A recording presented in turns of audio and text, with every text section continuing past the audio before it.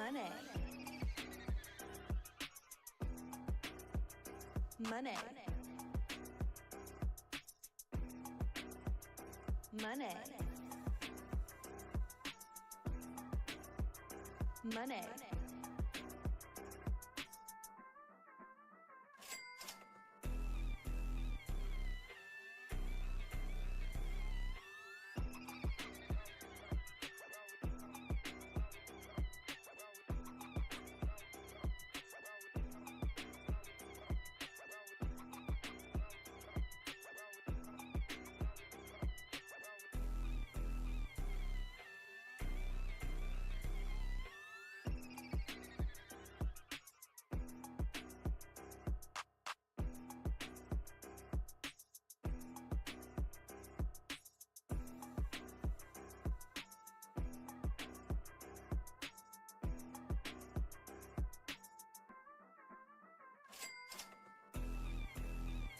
Money.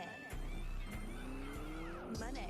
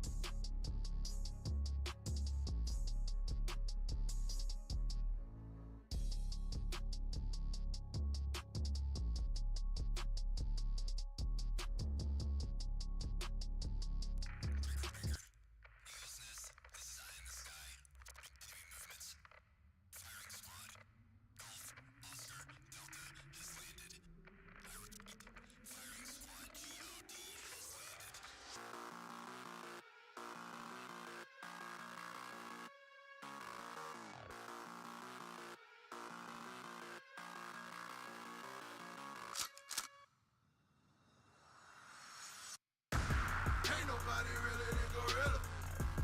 Ain't nobody really than Gorilla. I said, ain't nobody really than Gorilla. Ain't nobody really than Gorilla. Gorilla tactics. Whoa, you know we bout action. Whoa, you know we not lacking. Whoa, match us not matching. Whoa, jump up on the rope, put my feet up in your face. No, we ain't tapping out, but y'all ain't but this way. Whoa, Gorilla tactics. Ain't nobody really than Gorilla. Gorilla tactics. Ain't nobody really than Gorilla.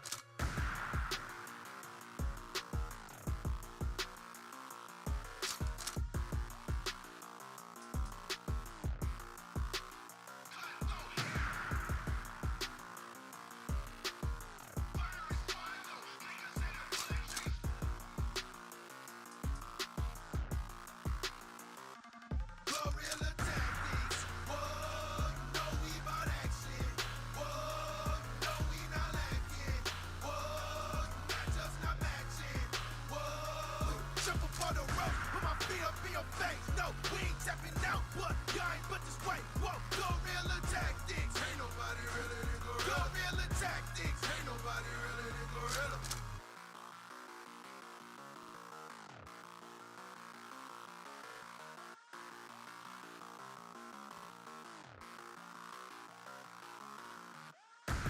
Ain't nobody really than Gorilla.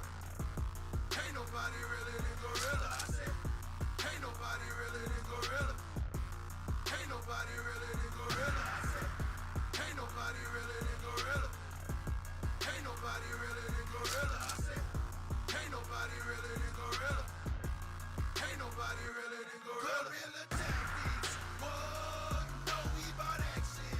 Whoa, you know we not lacking. Whoa, match us not matching.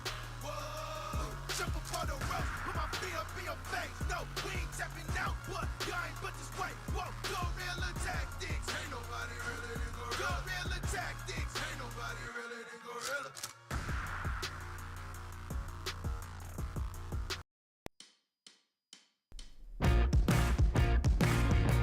There are motherfuckers paying $200 for pics of this chick with her clothes on.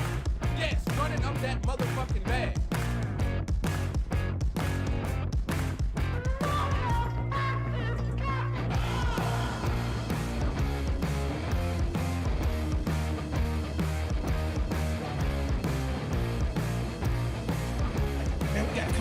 crazy name, wrestling, da da da da. And then Label's just like, wham. You know, he's calm. He's like, wham.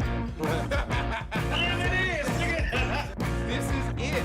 This is it right here. Speaking of DTKA promotions.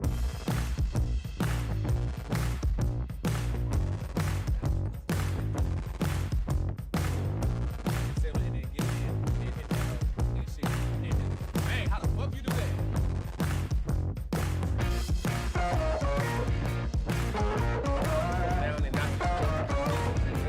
Because everybody got duped with this whole WWE has gotten sold to a Saudi Arabian investment firm, blah, blah, blah.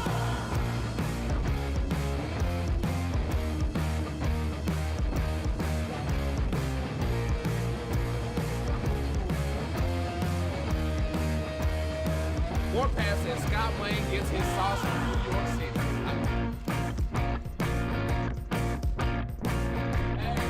Hey, I know dude is a heel and all, but I'm sorry. Cups up for Warpath.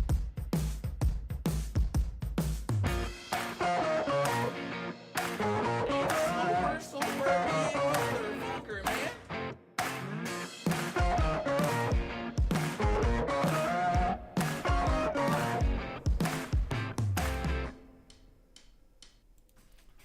Po the hell up, po up, po up, po up, y'all. Welcome to Speaking of DTKA Promotions. It is me, Archie Red, the Kool-Aid Man, a.k.a. the Instigator Commentator, a.k.a. Mr. Clip.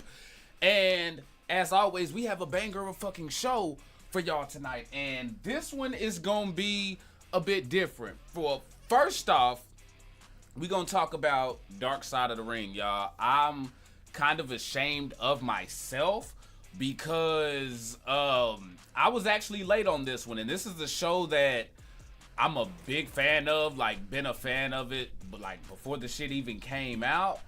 But yeah, season 4 kind of just crept up on your boy, and by the time I watched it, they were already multiple episodes in. Well, I've kind of caught up. You'll explain why I say kinda later, so we're gonna go over that. We're gonna talk about the Money in the Bank review as well, since you know what I'm saying, since we haven't been on to talk about that. We're gonna have a wrestling video game draft. Yes, a wrestling video game draft. So I want y'all to stay sipping because I think that shit's gonna be fun. Is Matt Cardona redefining and changing the game wrestling wise on the indies? We're gonna talk about Kevin Nash's comments on LA Knight and some DTKA promotions.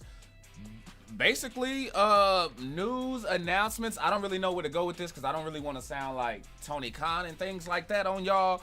But stay pulling up. But the first thing that I want to jump off with, also, this is a SmackDown watch along. If y'all sipping with us right now, I know it's probably hard for some of y'all to probably get used to the schedule and things like that, but this is also a SmackDown watch along. So that way we could talk about wrestling throughout the week and like literally throughout the week, because Friday is Friday, and why go on Thursday and then have some shit pop off the very next day and gotta wait a whole, well shit, more than a week now, since we doing every other week to talk about it. So shit, we gonna get it all in. But with that being said, y'all, with that shit being said, we will not be doing no motherfucking, y'all see he about to bink it up in this bitch. Y'all don't understand. We on Fridays now. Thursdays is for the bullshit. Now Fridays you get to watch along, so y'all can't be like, well, what about SmackDown? Because SmackDown is here. Go turn it on. You know what I'm saying? Y'all be chopping it up in the comments and shit like that in the chat anyway about it. So let's sit here and chop it up and talk about it, and you know what I'm saying, like together. Let's watch that shit and enjoy that shit together. You know what I'm saying? If y'all haven't done so already, make sure y'all hit those likes. Make sure y'all hit those subscribes and turn on those motherfucking notification bells. We are live on Facebook. Or no, my bad. Scratch that. It's just a force of habit. Fuck that. Kick and YouTube is where we at. I see we got 5 sippers with us over here on Kick, and we got 10 sippers over here on YouTube. So shit, hey, doing the damn thing. Jeff Black, I see you. Tyler Connor, po up. Marvin, po up. I see you, fam. I see you, fam. Breaking news though, I want to say, for tonight's show, we're gonna be doing call-ins, but we will not be doing no fucking DTKA call-ins today. Tonight's call-ins will only be fucking wrestling related. I say that because I'm gonna keep it Kool-Aid. I don't give a fuck what y'all gotta say promo wise. As far as calling in, when I've been hitting the fucking chat up for over a week trying to figure out what the fuck motherfuckers want to do on the upcoming show, and I barely been getting anything. You know what I'm saying? Now I have a few people who, you know what I'm saying, who I already got. Where they, Angie? Oh, that's Mighty right there. My bad. Pull up, bro. Numbers, letters, and shit all bunched together, so I kind of like fucked that up. But the people who I do know where their story is going, they've already communicated that with me. But I'm not about to be fucking sitting here all damn night for some random ass call-ins and shit like that, not knowing where y'all going with it and stuff like that. This shit's gonna be a bit more organized. So when y'all call into the show, we are only talking wrestling. So all the calls tonight still through Facebook Messenger, even though we not live on Facebook. All calls will be through Facebook Messenger unless you're new here. If you new here, you can pull up in the Discord. I just need you to pull up Discord in the fucking comments. But yeah, y'all, we will be taking calls, but it will be wrestling only. And let's go ahead and get this thing popping, because y'all know how we do things. We started off with On This Day in Pro Wrestling, and on this day, July 7th, we're gonna go ahead and let it be known. And I don't think there all right, I'm gonna try to make this quick, y'all, because we actually got shit to talk about. I'm not gonna get into all the details or any of like the card shit. I'm gonna just give y'all the headline, and we gonna fuck around and, you know what I'm saying, keep pulling up. On this day in 1990, the year I was born, the NWA Great American Bash was held in Baltimore Arena in Baltimore, Maryland. It will be the last Great American Bash under the NWA banner, as the following year it will be held under the WCW name on the pay-per-view. Little bit of history there. Scott says, first things first, what do y'all think will be the verdict for Roman Reigns' trial tonight? Well, shit, that's not first things first. First things first is On This Day in pro wrestling history. But say that freaking comment, man, and stay sipping with us, and we'll definitely hit that up, because I want to talk about what the fuck y'all want to talk about. We're going to skip past that card, though, because I ain't really about to get into all of that. On this day in 1996, WCW Bash at the Beach was held in Ocean Center in Daytona Beach, Florida, in front of 8,300 fans. The main event of the night was billed as the hostile takeover match. It had Team WCW face off against the Outsiders and a mystery third man. This is basically when Hulk Hogan joined the NWO, y'all. On this day in pro wrestling history. I'm gonna just go ahead and skip past all the bullshit. Y'all know what it is. On this day, 1997, WCW Nitro in Memphis, Randy Savage took on La Parka. Savage lost the match after La Parka hit him with a diamond cutter, took his mask off to reveal himself as Diamond Dallas Page, and got the pin. You understand what I'm saying? Matter of fact, hold on. Where them cups at, though? Where them cups at, though? Y'all pulling up with us? Are y'all pulling up with us? Where them cups at? Where them cups at? Mighty over here. Look at that. See, we got sippers over here in the Kick and the motherfucking YouTube. Y'all pulling up, doing the damn thing. That's what I love to see right there. Pull up. See, that's what I'm talking about. Sippers represent, man. Sippers represent. On this day in 1999, at the OVW TV taping in Jefferson, Indiana, Johnny Spade defeated Jason Lee to win the OVW light heavyweight title. On this day in 2001, the MCW Manila show took place in Manila Community Center in Manila, Arkansas. Steve Bradley defeated Joey Abs to win the MCW Southern Heavyweight Championship, but in the main event, lost the title in a match against Seven. Seven, of course, y'all know a bit, you know what I'm saying, Indie Darling and things like that. Joey Abs, if y'all do not remember, is the basically Shane McMahon's best friend, who was a part of the Mean Street Posse. So yeah, you know what I'm saying, went down there and got him a little bit of that Memphis action. Crystal King, Lucius West, Solidus in the building. If I can fucking pull up on a fucking Amtrak chain, then you can fucking pull up. So pull up, are you gonna make the list? That's what I'm talking about, Alexa. Let that shit be known. On this day in 2001, CZW A New Beginning was held at the Champ Soccer Arena in Sewell, New Jersey. In the main event of the show, Justice Payne defeated Wife Beater to become the CZW champion. And I'm willing to bet that motherfucker wrestled in a Wife Beater. Cause you wouldn't want to just like, you wouldn't want that to be your gimmick. I would. Like you wouldn't want that to be. Knock him out. Bang bang. Bing bing. Boom boom. So what you go? Yo, hold the fuck up. The walk though was like, and I just watched that video today where homie was smacking everybody up and smacked the cat out the fucking tree and shit. And homie just straight out, y'all. Hey, if you coulda saw it, if you coulda fucking saw it. On this day in 2001, 4 titles changed hands at JAPW Royal Consequences in Philly, Pennsylvania. Low Key defeated Nick Burke. Reckless Youth won JAPW New Jersey title from Skinhead Ivan. The Hit Squad beat Dixie and the Insane Dragon in a tables, ladders, and chairs match to win the JAPW tag titles. In the main event of the show, Low Key defeated Homicide for the JAPW heavyweight title, making him a double champion. On this day in 2003, opening match of WWE Monday Night Raw in Montreal, Quebec, Canada, Booker T defeated Christian to become the WWE Intercontinental Champion for the first and only time. Po up. Po up. What's they say? Tribal Chief behind Archie? Oh, okay, y'all. You cracking jokey jokes. How you? Where the fuck is my Gatorade? I was sipping Gatorade. Hold up, y'all. I talk a lot. I can't be sitting here with cotton mouth. Don't go nowhere now. Don't go nowhere. I'm just going right here to grab my drink. You know what I'm saying? But I will be right back. You know what I'm saying? Make sure we...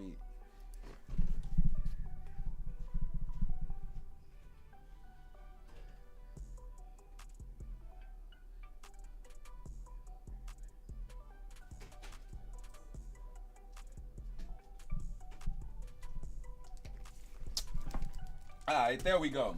We good. On this day, 2007, WXW True Colors took place in Music Palette at the Music Palette in Essen, Germany. On the show, Dragon Kid defeated Pac to win the WXW lightweight title. I'm assuming that's Pac, who's over in AEW, formerly known as Neville. On this day in 2012, OVW Saturday Night Special was held at the Davis Arena in Louisville, Kentucky. Going into the show, every title was up for grabs and they all been vacated the month before for one reason or another. Damn. Yo, it legit fucking said that on the fucking thing. It legit says, going into the show, every title was up for grabs and they'd all been vacated the month before for one reason or another. You know what I'm saying? Shout out to TJRWrestling.net for providing us with our wrestling history up in this bitch, man. Po up. On this day in 2013, Noah Great Voyage in Tokyo, Japan, Mikey Nichols and Shane Haste defeated Takashi, Lizuki, and Toru Yano for the GHC Tag Team titles. On this day, 2016, IWA MS The Star Spangled Spectacular was held at the Jammers Roller Dome in Clarksville, Indiana. John Wayne Murdoch defeated Reed Bentley for the IWA MS Heavyweight Championship, but he then lost in the very next match to J.J. Garrett. Damn.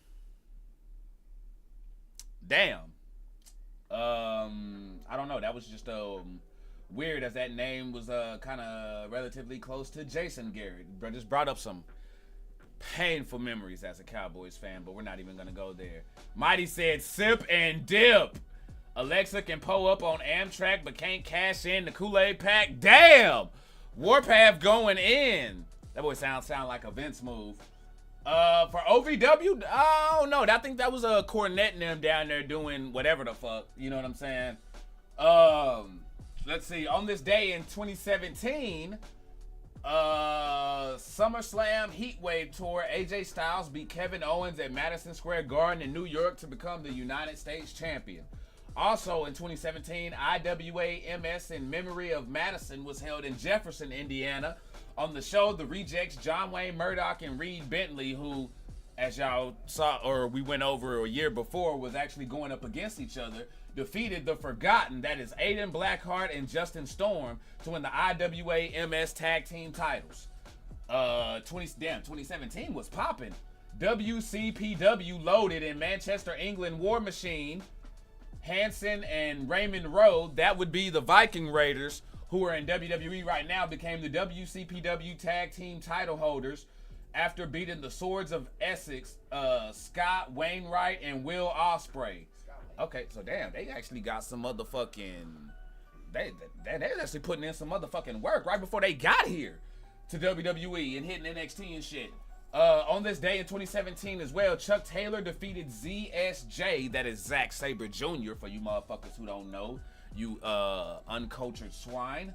At PWG, pushing forward back in Reseda, California to win the PWG title. That is Pro Wrestling Guerrilla. You know what I'm saying? A lot of people went through Pro Wrestling Guerrilla, Matt Riddle, Leo Rush, fucking Malachi Black, Aleister Black, you may know him as, Keith Lee, a lot of people went through there. Joey Ryan and some old folks, like literally a lot of people. Let's see, 2018 New Japan Pro Wrestling G1 special in San Francisco was held at the Cow Palace in San Fran. On the show, IWGP US Heavyweight Championship was won by Juice Robinson after he beat Jay White. I remember watching that. Also 2018 at Rise 9, Rise of the Knockouts, held at Illinois Basketball Academy in Naperville, Illinois. Dustin Raven Ash outlasted Britt Baker and Chelsea Green, Charlie Evans and Jessica Troy, and Kylie Ray and Miranda Alizé in a 4-way elimination tag team match to win the Guardians of Rise titles. In the main event of the show, Tessa Blanchard defeated Mercedes Martinez in a 30-minute Iron Man match to become the Phoenix of Rise champion. A lot of fucking people on this fucking card. A lot of fucking people. You got Britt Baker, who's AEW now, Chelsea Green, who's kept that name everywhere she's went, Impact and everywhere, but she's in WWE now. You got Charlie Evans, Jessica Troy, Kylie Ray, who's matter of fact in WWE right now is she's with Alba Fire. And what the fuck? You got Mercedes Martinez, who's the fucking OG in wrestling, and Tessa Blanchard, who's basically been blackballed from the fucking business, it feels like. Outside of little indie shit that nobody ever heard of. 2018 OVW Saturday Night Special No Limits was held at the Davis Arena in Louisville, Kentucky. He says, DTKA needs a development for lagging sippers, says Mighty. But at the same time, we'd still be giving them screen time, so we might as well. That could be tweaked. That could be. I don't know. Like I said, we talked about that in the DTKA chat. You know what I'm saying? That just it's an idea that I like. It just has to be tweaked. Yeah. Let's see. Kevin Owens, Sami Zayn. Oh, of course. A lot of fucking classics. PWG, man. Let's see here. OVW Saturday Night Special No Limits was held in Davis Arena in Louisville, Kentucky. DL3 and Shiloh Jones defeated Colton Cage and Dustin Jackson in a Tornado Tag Team match for the OVW Southern Tag Team titles. Jay Lee won the OVW Women's title by submission against Callie, and in the main event, Amon won a casket match against Michael Hayes for the OVW Heavyweight Championship.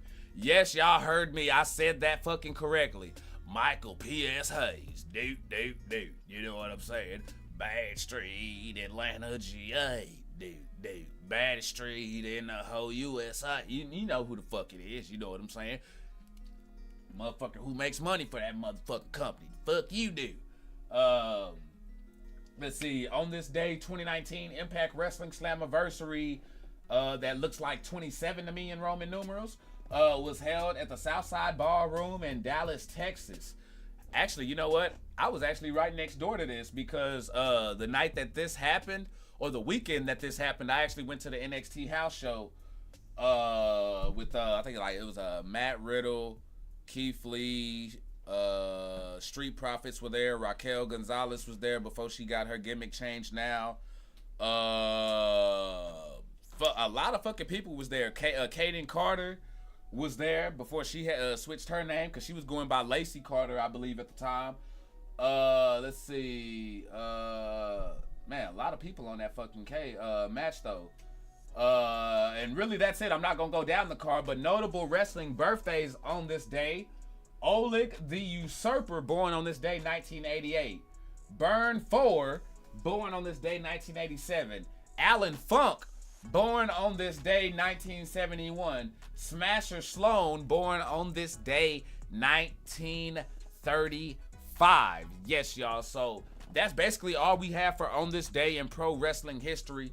We're going to go ahead and keep this thing pulling up for y'all. And do not forget, we are watching SmackDown. So what we have right here is a SmackDown watch along, y'all. So y'all pull up.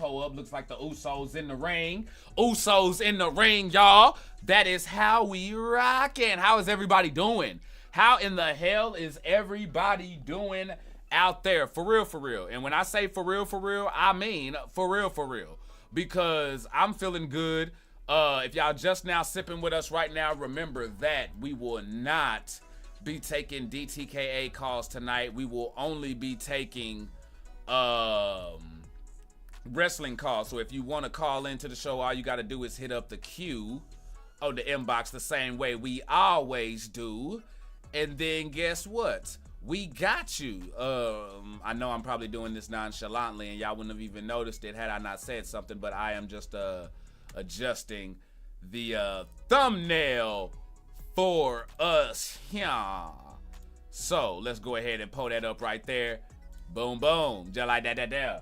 All right now, so I can't hear what the Usos are saying in the ring right now because I'd get in trouble for broadcasting audio. So sippers, I'm gonna need y'all to let me know what's going on right now. Oh, never mind. I see Solo and Paul Heyman walking out, so they obviously said something that triggered them. So we about to see how this goes. And while this is going on, we gonna go ahead and keep it pulled up. He says, why does Heyman still carry around the 2 titles? Just to look more grand, I guarantee it. It's just to be a heel and look more grand on the show and to piss everybody off. Scott Wade, I want you to pour up your comment, man. And as far as what you had asked me, I don't remember what it was, but I want you to pour it up in the comments and remind me what it was. Marvin says, didn't know I'm preventing Alexa from cashing in. I guess I'm taking really serious in DTKA. Uh-oh. Pull up. Mighty says he was there. Oh, so you was there at the Slammiversary show that Impact had. Hey, bro. Motherfucking legendary, man. So I'm pretty sure y'all saw the news that Ronda Rousey is, or news is circulating and rumors is circulating that Ronda Rousey is probably about to leave WWE. Some people are like, oh my gosh, what's going on? And to be honest, we really shouldn't be surprised.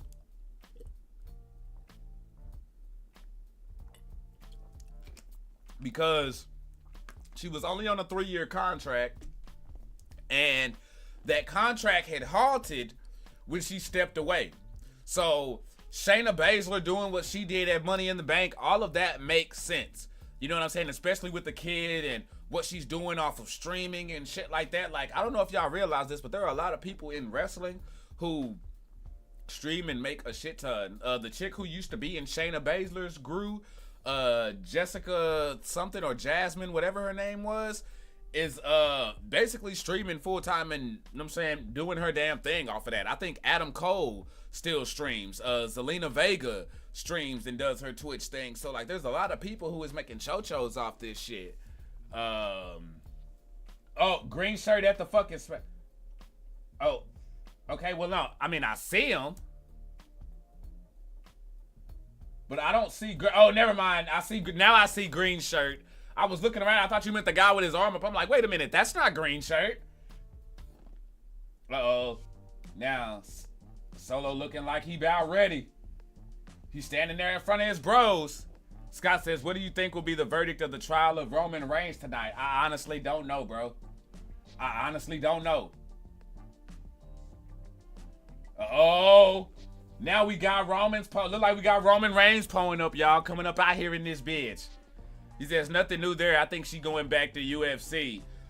There's been rumors of that, but to be honest, I don't even see that happening right away. If that does happen, I see that happening later on down the line, because to go back after Amanda Nunes retires will look kind of weak on Ronda Rousey's part, in my opinion. Like, and when I mean by my opinion, I mean like that's what the public perception will be when that, like, just if that whole thing's happened, because y'all remember Amanda Nunes gave it to her. Like, gave it to her. So I'm not sure she's gonna jump right back in to UFC, but if she does, who knows? You know what I'm saying? Who knows?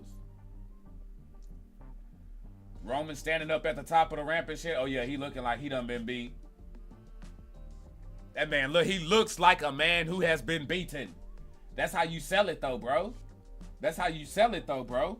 Matter of fact, I got a question for y'all, sippers. I got a question for y'all because I saw this thing trickling as well. Do y'all think Roman is at the point of no return, that Roman cannot go back heel or go back babyface? Or does he stay fucking heel the whole time? What do y'all think? Do y'all think WWE could get away with turning him back babyface?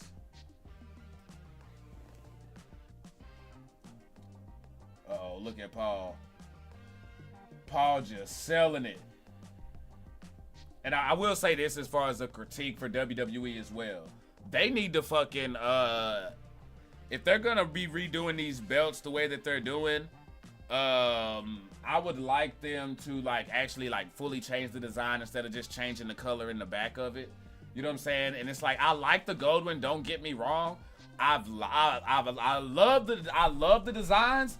It's just, I want to see a bit more effort as far as just a color change. You know what I'm saying? What's going on, Chambers? I see you pulling up. Roman leaves, come back at the Rumble as a face. See, for me, man, I think Roman Reigns is doing good shitting on everything right now. I think if Roman comes back as a babyface, you would have to do that in the right situation, and you would have to have the right amount of opponents. You would have to have that story kind of lined up for at least a year or so, the same way you did the Bloodline shit, to keep him over, because if not, the fans are gonna get tired of him. They're gonna go right back and revert right back to the classic Roman Reigns hate and bullshit. That's what I feel like will happen. But yeah, so you know what I'm saying? There's that on Ronda Rousey. What did y'all think about Money in the Bank, y'all?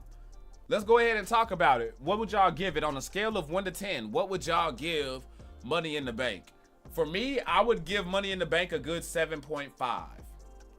I would give, as I've just been thinking about it, I would give Money in the Bank a good 7.5. And the reason why is it was a good pay-per-view, don't get me wrong. It wasn't great, and it was just, I don't know, it's maybe this was just me. It's before the matches happened, outside of the main event, you know what I'm saying, and the actual Money in the Bank matches, I wasn't really looking forward to any of the other matches going into them until they happened. And then once the match jumped off, it was okay, this is good and entertaining. You know what I'm saying? But it just, there wasn't wasn't just sustaining. You know what I'm saying? I'm not just gonna sit here and act oh, this was a great pay-per-view. It wasn't bad. You know what I'm saying? But it was a good pay-per-view. You know what I'm saying? And for Money in the Bank right now, and for how heavy they're going, I mean, I guess I can kind of give them a pass on that, but I'm used to Money in the Bank being 4 stars type shit. You know what I'm saying?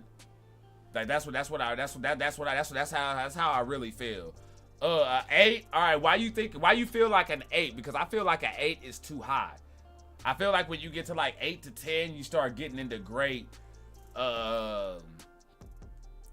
territory. And just in my opinion, I don't feel like it was great. I feel like it was good, but I don't feel like it was great.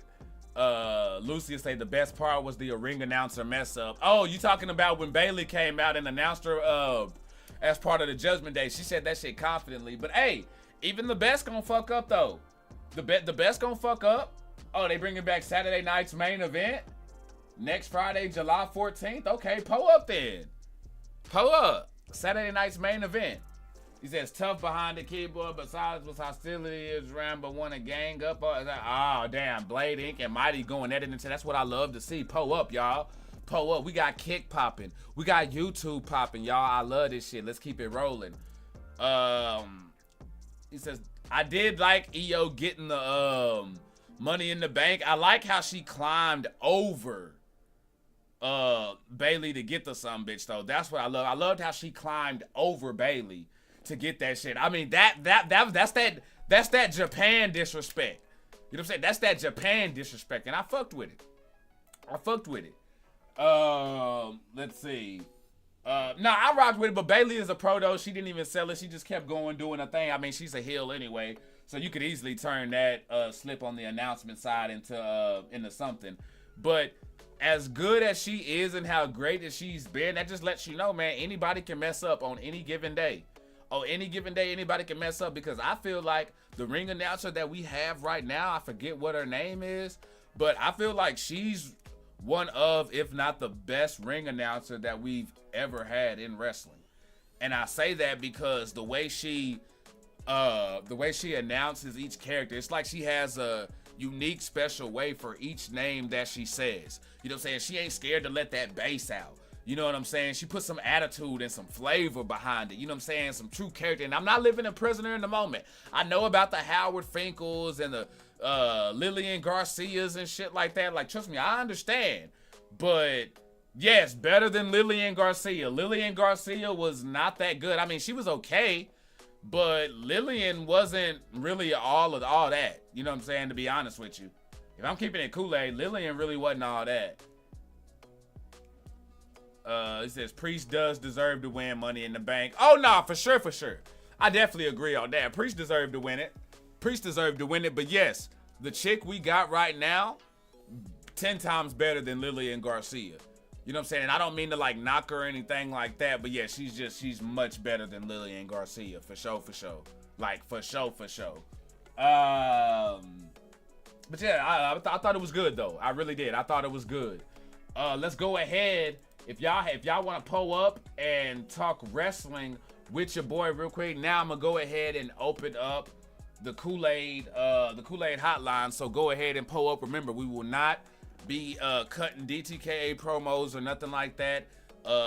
Just none of that. You know what I'm saying? We're gonna be doing straight wrestling calls. So if y'all do start cutting one of those, I'm gonna let you know. And if you keep going on the promo and go against it, then I'm gonna just have to hang up. You know what I'm saying? And with it being on Messenger, you can't start 69 me or anything like that. So is what it is. Mighty, pull up.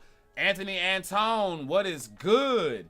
Mighty says Zelina was the star of Money in the Bank. He said, sorry, brother, I'm in Kingman, Arizona. Oh shit, man, must be hot out that way. So yeah, y'all go ahead and sip with your boy. If you got rest, Justin Roberts is cool. Justin Roberts is good. You know what I'm saying? He's good. He's just not. I just wouldn't put him up there as great or anything like that. But yeah, if y'all got any, if y'all want to got any wrestling questions, or y'all want to ask, you know what I'm saying? Y'all just want to talk wrestling or anything like that. Y'all just want to call into the show to talk wrestling. Go ahead and hit the queue in the inbox. Now, my boy Mighty didn't hit the queue. He just hit the line, but I'm going to go ahead and answer it on this one. But the rest of y'all start hitting the queue up on here. Give me 1 second.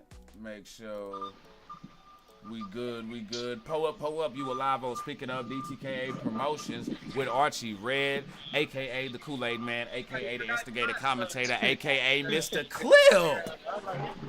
Fuck going on, man? What's good, Mighty Man? Nothing much, man. Just chilling at work. Already, yeah, I can hear it sound like some forklifts or something like that going on back there. I'm hearing that beep going on. I'm at work. I'm trying to watch the conference room right now. Oh, already, man. Well, hey, you know what I'm saying? What you got for us, man? You got, you know what I'm saying? You got a question? You got something you want to chop it up with us about or anything like that, man? Yeah, so I was trying to see what you thought about the whole Logan Paul Ricochet potential matchup for SummerSlam. Actually, I think that's going to be a banger. I think people aren't giving that, they're not giving that feud its proper due because of the Logan Paul hate. And I get it. I even saw Logan Paul with comments talking about that, and I actually had this written down for tonight, that, you know what I'm saying, Logan Paul talking about, you know what I'm saying, like, fans ain't taking him serious. You know what I'm saying? He out there putting his body on the line and fans aren't taking him serious. And I don't think that's fair to him, because he been busting his ass since he showed up. Regardless what you think about the YouTube success and shit that him and his brother doing and the trolling shit, past history, whatever, like, all that shit has to be thrown out the window when we get into the wrestling realm of things. You know what I'm saying? Like, he's been showing up, he's been showing out. Yeah, Ricochet saved his life and Money in the Bank on that spot. People tried to talk shit on that, and it's like, if Ricochet wasn't there to freaking catch him and improvise when his legs got crossed up, then we probably be talking RIP Logan Paul right now, with the way that was, man. But I think it's gonna be a banger of a matchup. People are sleeping on it, and I actually got to give props to Logan Paul for being all in and not part-time in this shit. Oh yeah. Cause I had heard rumors that it was supposed to be him versus Bad Bunny or something. Kind of glad they didn't go that route. Yeah, we don't need two celebrities going at it. I mean, while I do see the story there, as far as them coming in and going at it, Alexa says Bad Bunny was better than Paul by a lot. I'm sorry, I gotta disagree. Bad Bunny is great, you know what I'm saying, and he's been putting in that work. But I wouldn't put Bad Bunny up there with Logan Paul. You know what I'm saying? Because I could say Logan Paul can do everything that Bad Bunny's been doing. I'm not confident that Bad Bunny can do everything that Logan Paul been doing. You know what I'm saying? Like I don't believe that. There's this bias when it comes to them. You know what I'm saying? That people just don't give them their props. You know what I'm saying? Like knock them down the peg. Roman Reigns sitting here talking with his chest out and shit. But nah, bro, I think it's gonna be a banger, man. Oh yeah. And then they said that since the spot here got messed up, they had them do like a backstage brawl. Yeah. Kind of give them like more food to the store or whatever. But like I said, I'm amped for it. I think Logan Paul doing pretty good, if you ask me. But I'm pretty sure everybody else think differently. But shit, I'm for it though. But I was trying to see too another thing, like what match you think, what match you look forward to coming to SummerSlam? Well, shit. Honestly, man, I gotta keep it Kool-Aid with you, bro. I don't know what the card's looking like right now for SummerSlam. Like, I'd actually have to put that up. Has anything been announced officially? Like, do we have official announcements? Not really. I've heard some rumors. Like, they're supposed to be doing a Damian Priest versus Finn Balor for the briefcase. Potentially, that's what I heard. But I don't know how true it is. But if they was to do that, what would be your thoughts on that? Now you said it'd be Priest and who going for the briefcase? Finn Balor. Finn Balor. I think that would actually be dope because we haven't. That's some low key behind the scenes. I think Finn Balor is using his New Japan influence as far as like ideas and stuff that had been done over there because Finn Balor was like top dog in New Japan. You know what I'm saying? Like with the whole Bullet Club history and shit like that. Speaking of, you know what I'm saying? I'm actually rocking the Bullet Club tee right now. He was a top dog over there, and you know, in New Japan, they run a lot of that where somebody will win the G1, get the contract and shit like that, and then next thing you know, I remember when Evil challenged Kota Ibushi for his the contract, briefcase, whatever you want to call it. So I like that, and it's a creative way to split up a faction because if they're not gonna change the name of Judgment Day, then they need to go ahead and break it up. It's just we wrestling fans don't forget, bros, and we remember the Judgment Day pay-per-views and shit. So when you have a faction named after pay-per-views that we done seen, it's like, you know, it's just. But now I got a question for you though because I have been seeing this. There's some people who think that Dominic Mysterio should have went to NXT before being called up to the main roster. What's your thoughts on that? Me personally, I think he in the right place at the right time. I think it kind of worked more so against him and for him at the same time, only because like with him doing the way he did do it, it gave him like the timing in the ring and kind of what saved him basically is the whole Thunderdome that saved him because there was nobody there. Right. So when people, so in a sense, he kind of was in NXT because it really wasn't nobody there to judge him like live, even though there's people live in NXT, but it's not that many people. So I think the Thunderdome really kind of low key saved him. I think had he not went through the Thunderdome, I think he probably wouldn't have been as ready as he was now. But like getting to work with all those people and then coming up, like he was bound to kind of be where he at. Like even if he was in NXT, he would have got pushed through the roof. Right? Nah, facts, bro, facts. It worked out exactly how it would have worked out in NXT, I think. But I'm glad he kind of broke away from his dad because he kind of started seeing what everybody else was seeing. Like, damn, you just his son, and you just gonna be a carbon copy of him. And you seen how they worked out for Curtis Axel. Ted DiBiase Jr. Like he would have been just like them. He would have been just. You got to get from under that shadow. They even did developmentals, and you see how they turned out. Everybody thought they were gonna be some and they turned out to be nothing. So by him skipping NXT, it probably was a blessing in disguise for him. Nah, I agree, man. I agree, bro. For sure, for sure. But hey, man, hey, I appreciate the call, bro. Thanks for sipping, man. Hey, that's what the fuck I'm talking about, bro. Pull up. Appreciate it. Oh, you too, man. Already, bro. Y'all, that was Chris Mighty calling into the show, y'all. That's what the fuck I'm talking about. That's how we rocking around here. That is how we living, y'all. So keep it pulled up. Looks like Roman playing mind games right now, putting the tribal chief fucking lay thing around Jay's fucking neck and shit. I think this is manipulation, though, if I'm keeping it Kool-Aid. I really do think this is manipulation. No, we not. No, we not. No, we not. Roman taking a knee. No, we not. No, we not. He ain't gonna do it.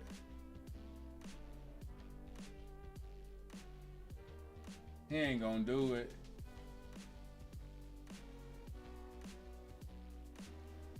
He just playing the court. He said, I saw the nut shot coming. Like, bro.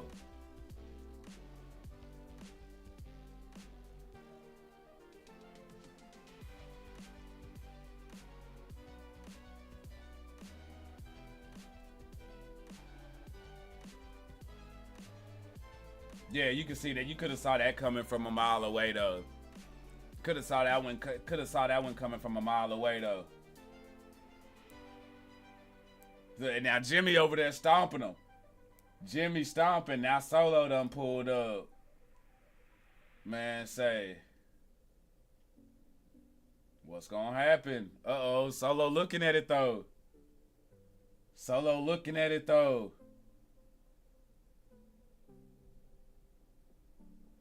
He's like, shit, y'all sitting here talking about it and shit like that. I may go ahead and do it. I don't know. Ah, shit.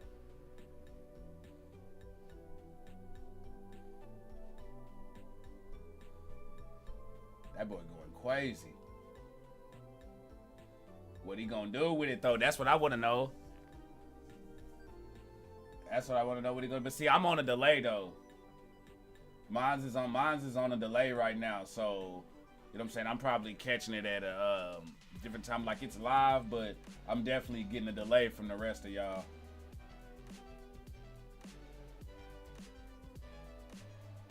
Boy, you don't get your Jason Momoa looking ass on somewhere, boy. Hey, man. It ain't gonna stay that way, though. It ain't gonna stay that way. Solo gonna flip, too.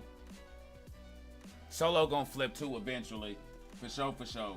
All right, y'all, let's see here. Do we have anything else?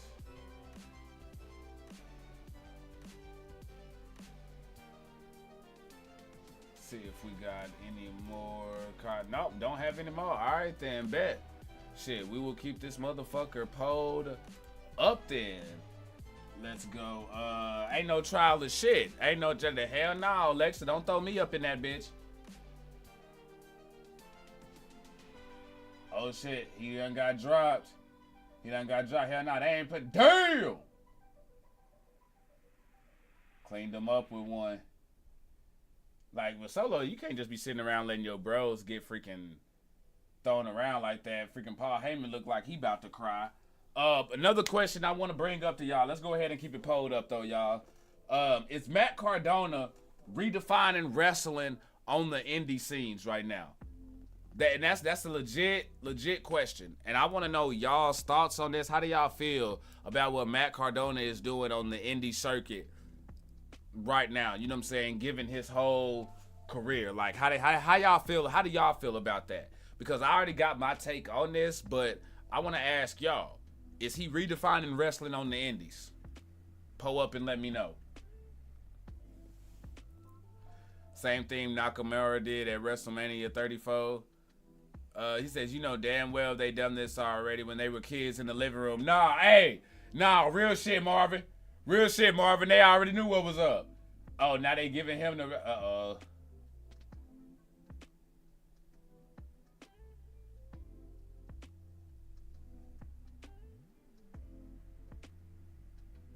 Yeah, they selling it. He kicking and everything. He kicking and everything, selling it. He is selling it. We ain't seen homie tied up like that since they did it to Roman. And who was there on his back? The freaking Usos. He ain't gonna clean his clock, though. He not gonna clean his clock, though. He won't do it. He ain't gonna clean his clock, though. Oh, shit, he cleaned Jimmy's, though. Oh, shit. Oh, damn. Oh, snap. Yo.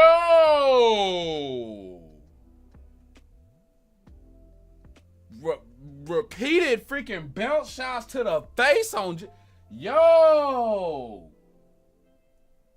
I wonder if he hard weighed. Oh, man. I need to see color. I need to see color. Oh! Yeah, he night. He out of there. And see, and that's where homie gonna stop it. Like, ain't no way. See, if you solo, you can't sit around and just let that shit go down like that, bro. Ain't no way I'm sitting there letting my bro get beat on like that by nobody.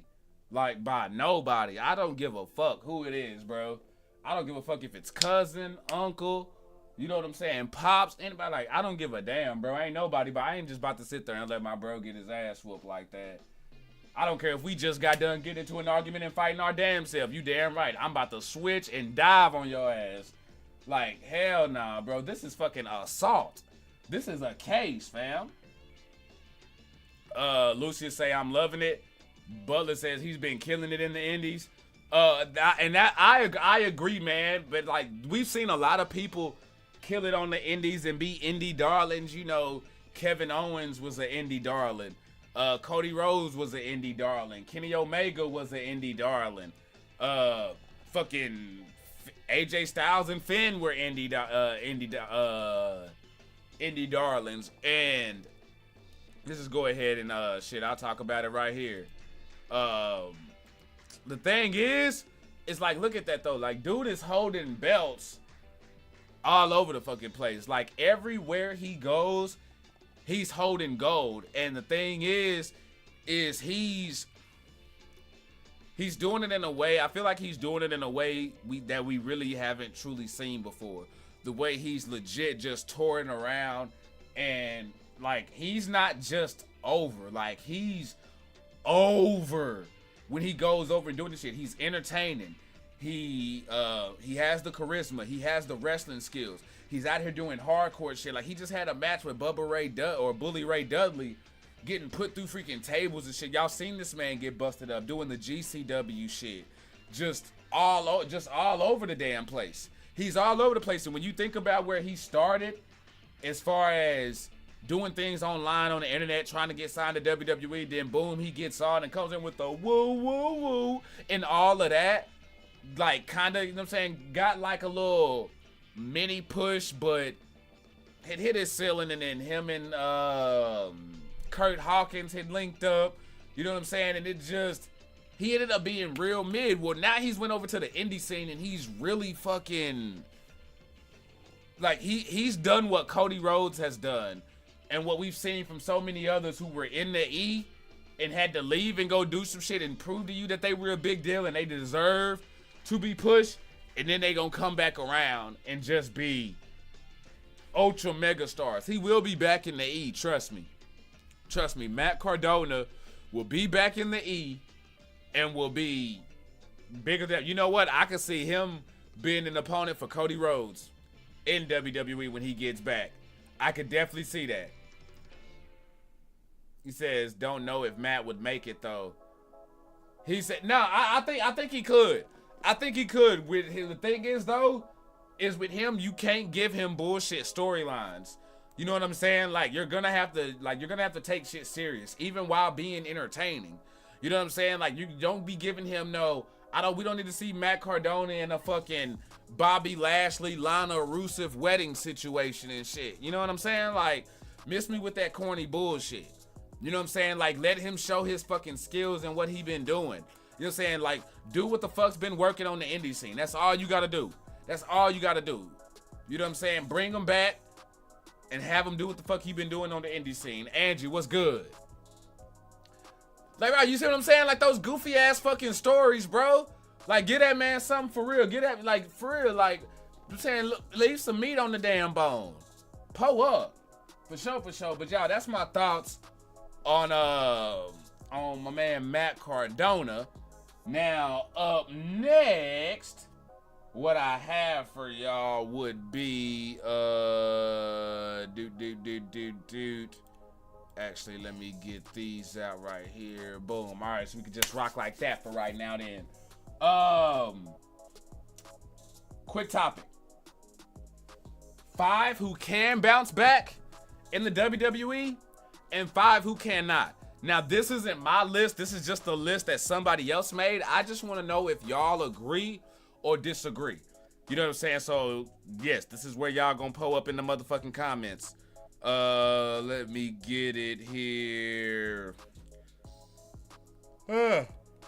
Okay. So 5 wrestlers who are having a bad 2023. 5 who can bounce back and 5 who they think cannot. Coming in at number 10, can still recover, Johnny Gargano. Now, I'm gonna just tell y'all off top, hell yeah, my man can fucking bounce back. With Ciampa back and all the potential, there is plenty of people on the roster for Johnny Gargano to have freaking Hall of Fame fucking feuds with. Like Johnny can make it happen. Johnny can make it happen again. If you get off the goofy shit, he could definitely make it happen. He could definitely make it happen. I don't agree, bro.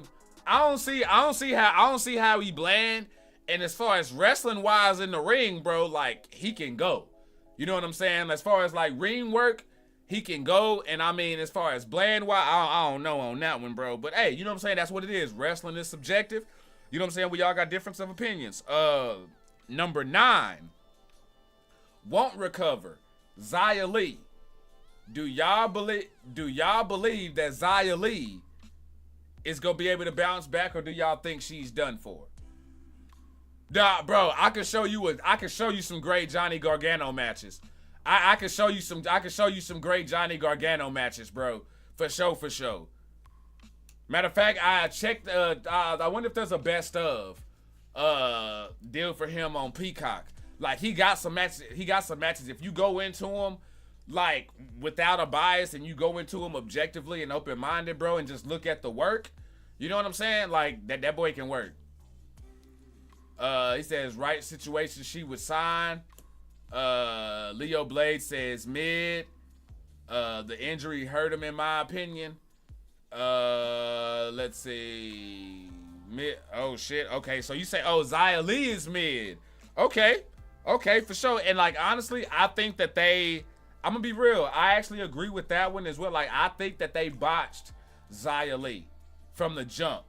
Like, and this is that whole Vince McMahon backstage thing of them bringing people up to the main roster when they don't know what the fuck to do with them. Look at what happened to EC3 when he got called up. That man got smacked by Dean Ambrose, John Moxley, and that was it for him. You know what I'm saying? Like, look at what happened to freaking Tucker. You know what I mean? Like, a lot of people get called up and they just get, yeah, you know what I'm saying? She was good and honestly, I don't even think she was straight in NXT. In NXT, she needed work still. And that, Alexa, that's where I'm at with you on that. Xia Li got called up too soon. She still needed to be putting in work in NXT because Xia Li and Shotzi Blackheart are one and the same. Where, yeah, I get it. They look good and things like that. They're appealing to the eye. Angie, thank you for those cups and all of that. Like, I get all of that. But in-ring work-wise, it's like they started to progress and then the progression kind of halted. You know what I mean? That ring work really needs to progress and be solid. You need to be solid by the time you get called up to the main roster. No ifs, ands, or buts about it. Lacey got called up too soon, yeah. But she actually got better in the ring, though. Like, Lacey actually got good. They're just fucking her up by the way they're booking. They're like, we got Sheamus in the ring right now about to throw down, taking on Austin Theory. But yeah, Lacey Evans, they're just ruining her by, they should have just left that Southern Belle gimmick on her. With her doing the whole, you nasty and all that type of shit. They should have just left that on her. If they would have left that gimmick, she would have been straight. But once they tried to go all military commando, G.I. Jane and shit, like, man, nobody want to hear that sob story shit. It's cool at first, but when you go multiple weeks and then you go in gimmick change after gimmick change, you go in heel face, what show you on, what show you, like, they fucked that up. They fucked her up. Number 8 says, can still recover The Miz. I'm going to disagree with this one right here because The Miz don't even need to be on this list. The Miz can do whatever the fuck he wants. The Miz is like an ambassador for WWE right now, and I think sometimes wrestling fans get caught up in their fandom and who the fuck they like, that they're not realistic with themselves. The Miz has been around for a long fucking time. Like a long time. The man's creeping up like 20 years in a fucking game if he ain't put 20 in already. And people still, it's like when people go, Shelton Benjamin needs to be world champion. No, the fuck he doesn't. Shelton Benjamin would not be a good world champion right now at this stage in his career. Y'all, everybody was saying that about Cesaro. Now look at what Claudio was doing with that ROH title. It's boring as fuck. Like, some things just is what the fuck it is. Like, exactly, Mighty. He's underrated, and The Miz is at a point where he can do whatever he wants to do. If The Miz was in a world title situation next week, we'd all buy it, and we wouldn't blink a fucking eye or argue it, because he could do that shit. And this is coming from somebody who, like, I could not stand this motherfucker. Like, for real, I didn't start giving The Miz his props until probably about 2017, 2018. You know what I mean? Somewhere around there. Nah, I may have the year wrong, but I started giving The Miz his props when him and Daniel Bryan started getting into it. When Daniel Bryan was the GM and shit. You know what I'm saying? And they were just talking shit back at each other on, like, talking smack and all of that, I believe is what it was. That's when I was like, oh, okay, this motherfucker can do this shit for real, for real. Does Dolph Ziggler bounce back?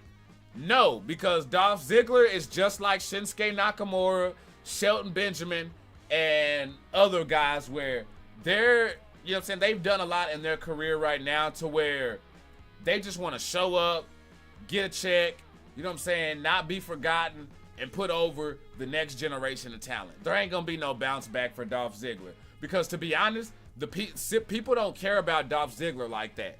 Like, yeah, we recognize he's a good worker. You know what I mean? Like, he's splendid in the ring and he throws the fuck down.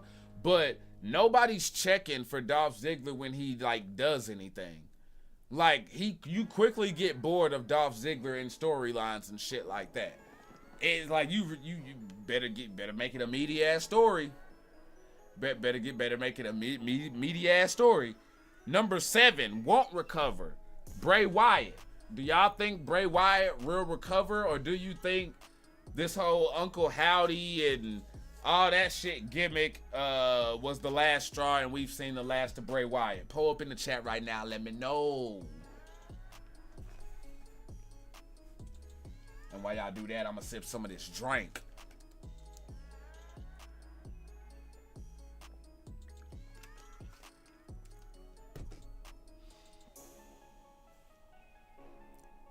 He says Ali took his spot low key. Oh shit.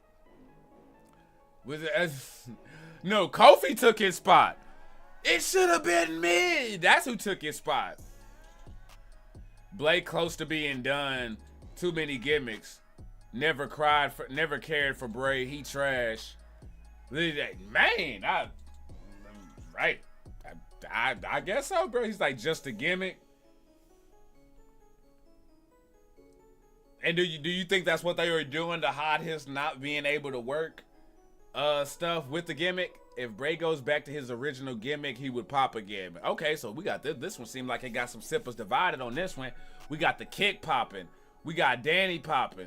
He's like, y'all are high. I feel like, oh, it looks like we got somebody ready to call in too. Okay, hold up.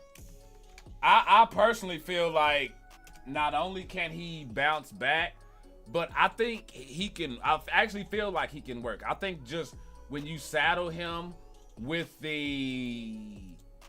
all that supernatural shit in wrestling, it limits the character. You know what I mean? And like they back themselves into too many corners while booking him.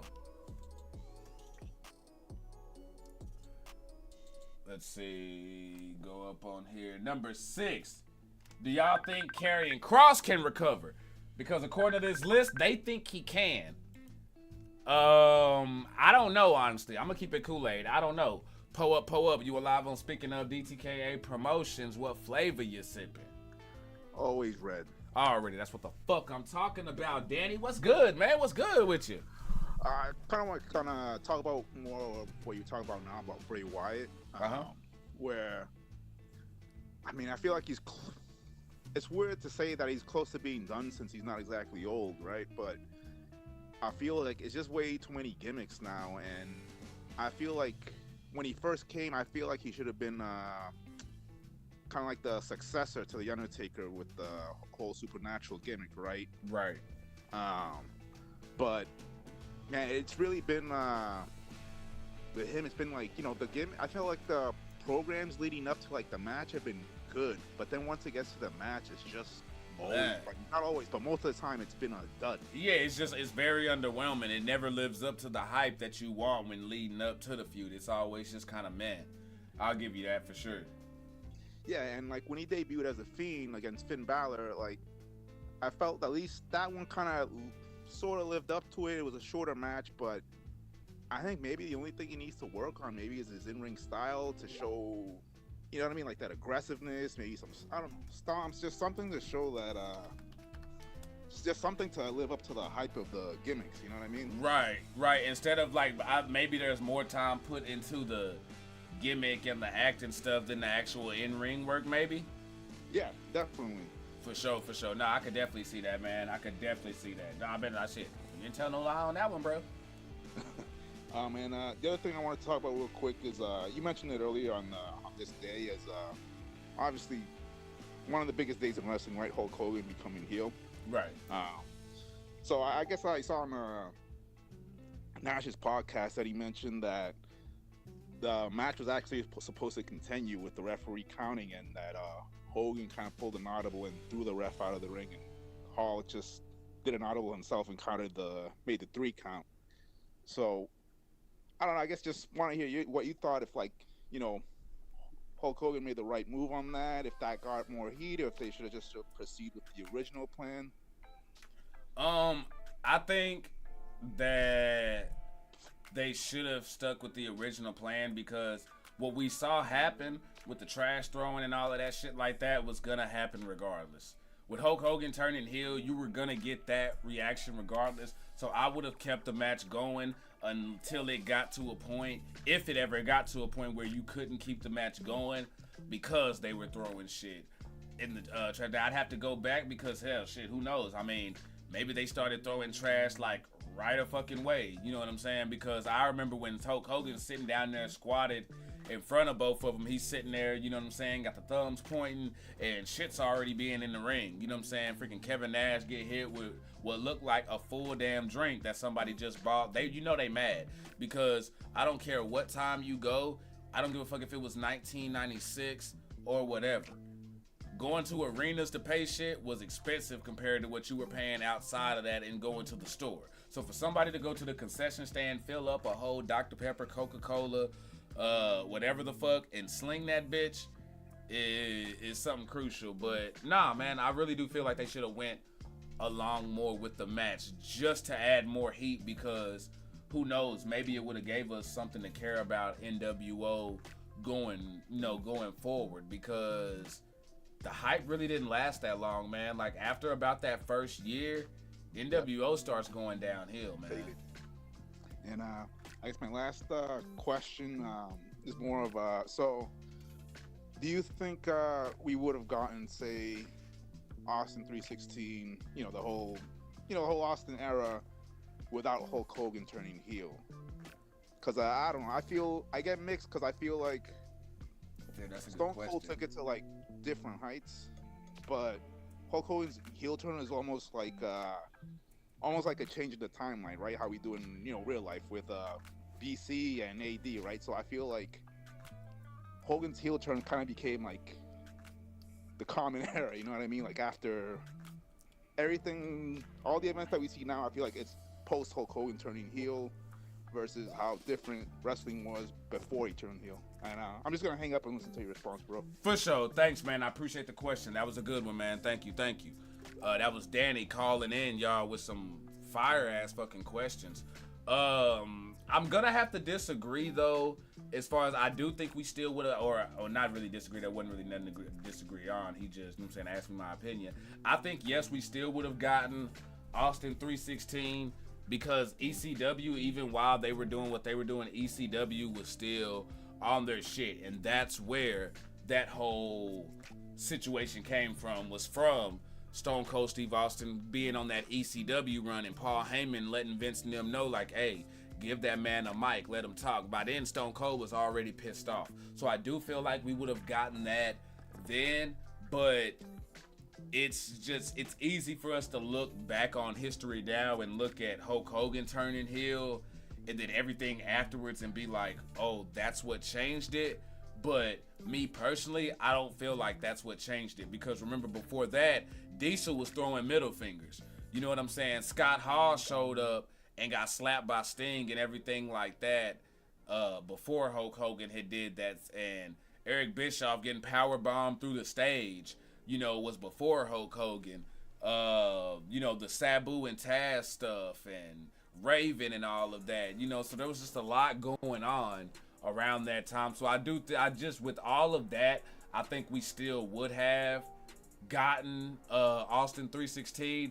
It's just with Hogan being who he is and how at the time he could just turn the tide of something. I think that's just what gets lumped in, because let's keep it Kool-Aid. At the time, it was, for the majority of us, WCW and WWE, and you couldn't argue that he was the dude. So I could definitely see how people could feel that way. But me personally, I don't think he had as much influence towards the Attitude Era as we, you know what I'm saying, got, because shit, they were beating Raw's ass before the NWO had even showed up. So it wasn't like it was the NWO that was beating WWE. WCW was already beating them in the ratings before they got there. So yeah, you know what I'm saying, that's what I think would have happened. But hey, we got motherfucking Cedric on the line on Speaking of DTKA. What's good with you, man? Man, I've heard all I need to hear tonight. Yeah, I can tell by the comments, like, yeah, you were ready to go. Like, I saw some comments, and the next thing I know, my inbox was like, man, let me go ahead and get up in the queue. And I'm like, pull up. Man, look here, y'all. Let me tell y'all something. She was yelling about. Y'all think that Bray Wyatt Yeah, got him going in. Y'all are high. I'm talking about mushroom high. Oh, he say y'all mushroom high. This motherfucker here, all he has to do is cut one gimmick of the Fiend, like one. One gimmick, not a half of one. It's a wrap. Like, I don't get it. He has the best storyline, period. Like, if he comes up, it is a wrap. It is a wrap. Like, he has that much pull. Y'all know it. I don't know why y'all hate it. Y'all know that shit. I don't give a fuck. That fucker can't work 10%.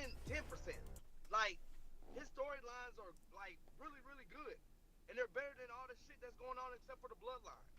So Yeah, I definitely I feel you when it comes to, as far as like his stories and the way he could go and cut promos and things like that. But yeah, I had killed the music on that one, because I figured the music, since that shit's kind of a thumper. So yeah, I'm pretty sure it was messing with hearing them. But my thing is though, is that personally, I feel like Bray Wyatt's a good worker. But when you're in a gimmick like The Fiend and shit, it kind of forces you to work a certain way. And if you left him to his own devices, yeah, him and the talent could probably come up with a good match. But when you got the Vinces and everybody else putting their hands in it and things like that, they're going to end up backing him into a corner every time, like they did with the Fiend character. And that's like, I feel like in order for the Fiend character to work, he can't be some, you know what I'm saying, like, all-powerful being and shit like that, because the second you beat him, then there goes all the fucking mystique, like what happened when Goldberg did it. It was like, what the fuck are y'all doing? Goldberg? Like, I get it if it was Braun, you know what I'm saying, who got history there, if it was Braun Strowman, or if it was Roman or somebody like anybody but fucking Goldberg, who we knew wasn't gonna fucking stay there. We knew he wasn't gonna fucking stay. So it's like they did the Fiend. The Fiend didn't have a chance, bro. The Fiend didn't have a chance as far as just purely creative, because I do agree with what Danny said as far as it did seem like the promos and everything leading up to the matches were better than the matches themselves. But I'm not gonna put the way the match turned out on him when we know how hands-on the motherfuckers backstage be when it comes to stuff like that. Right. And I'm 100%. I still think Bray has potential to be a cornerstone for either show. Like, he just has that type of history. Like, any wrestler right now would love to match up with Bray. For sure. Just because of the potential that it can have. And as long as you got that, then you always have a chance to, rectify your wrongs or be back on top. That's just my opinion. No, bro, I agree with you, because if he could get somebody like John Cena who didn't like him at first and called him out for being lazy and shit like that to turn the tide, that's really like, and I ain't trying to make John Cena seem like, you know what I'm saying, the end all be all to wrestling, but that name carries weight if you getting props from him, especially if he was knocking you at first because of your work ethic and shit like that and being sloppy. So John Cena must have saw something. He must have seen something to be able to turn around and give Bray Wyatt his flowers. So, nah, bro, like, I'm right there with you, fam. I feel like he could step back in. WWE just needs to stop hindering his character. They need to stop stepping on his toes and getting in the way. I definitely agree. For sure, man. For sure. Hey, that was all you had? I mean, I have a lot more, but we're going to save that for later. Oh, okay. I see where you going. All right, man. Well, hey, appreciate you pulling up, bro. All right. Already, y'all. That was Cedric pulling up on the line, y'all. And I'm loving this right now. I'm loving this. Y'all are coming with some great calls and some great questions. Like, this is fucking fire. Like, I fucks with this. I really do fucks with this. So much so that I think we still got some more on this list. Let me see. Oh, shit. Hold on. They closed me out.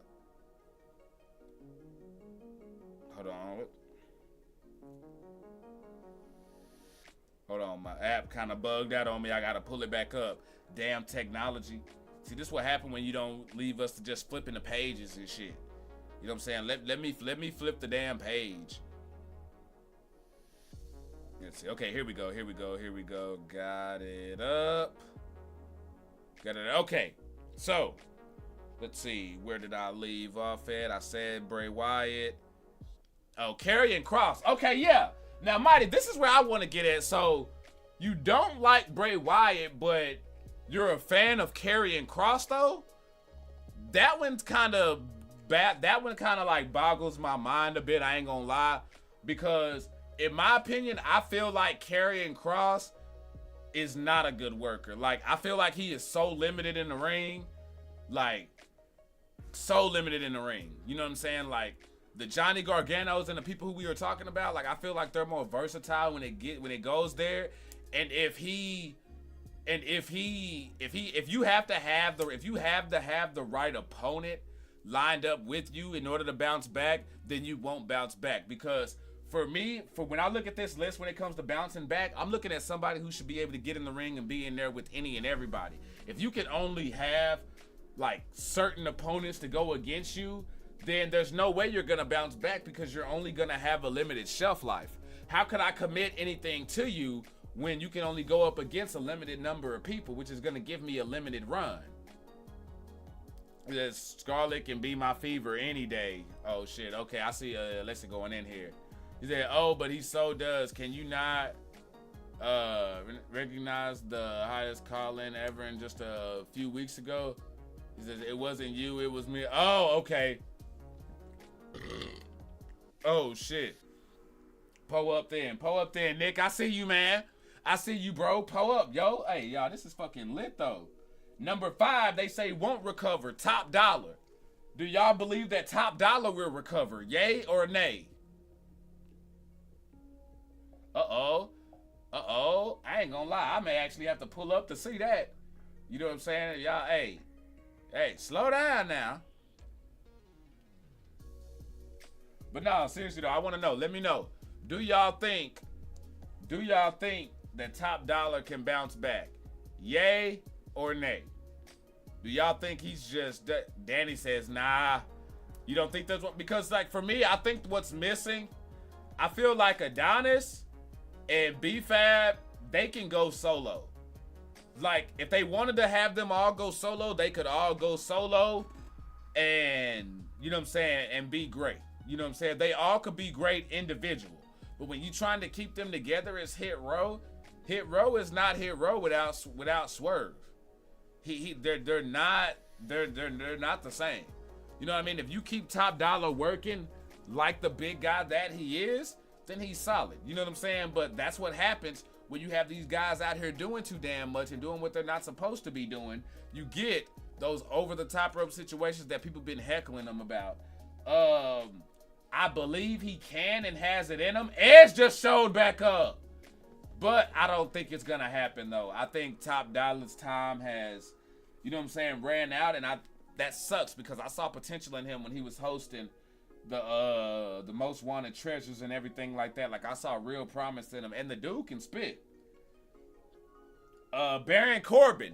Do y'all think Baron Corbin can recover? Now, y'all know we done already done a return to the Lone Wolf form of things. He done burned up all the old gimmicks and past gimmicks and shit that they done gave him or whatever and kind of like made a statement like fuck that bullshit.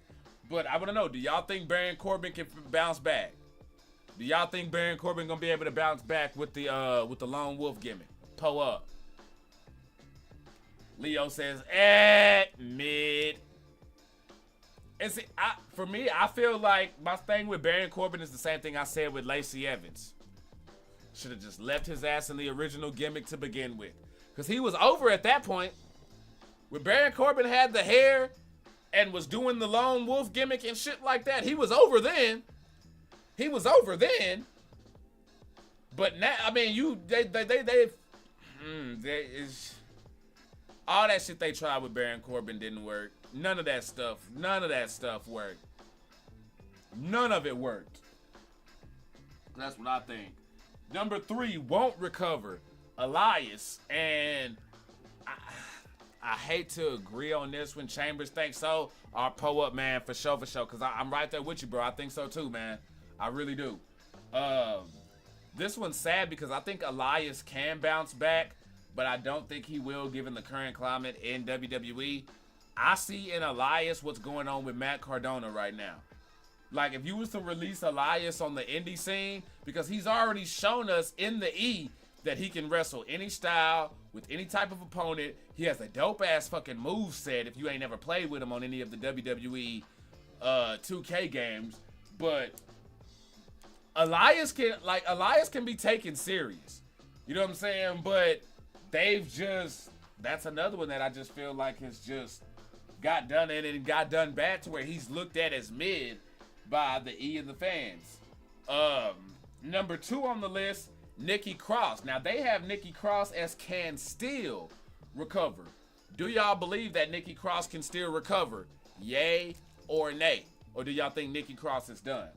Personally, I think she can bounce back because especially if you let her do what we've been seeing, which is the signs of that crazy psycho ass Nikki Cross. Yeah, she could bounce back and get over just like that. Elias is a glorified jobber. Oh man, that's bullshit.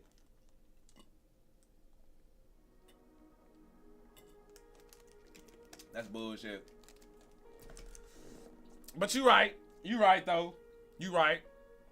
He said, oh yeah, she can. Get her back to the psycho, but have her back in a faction as well.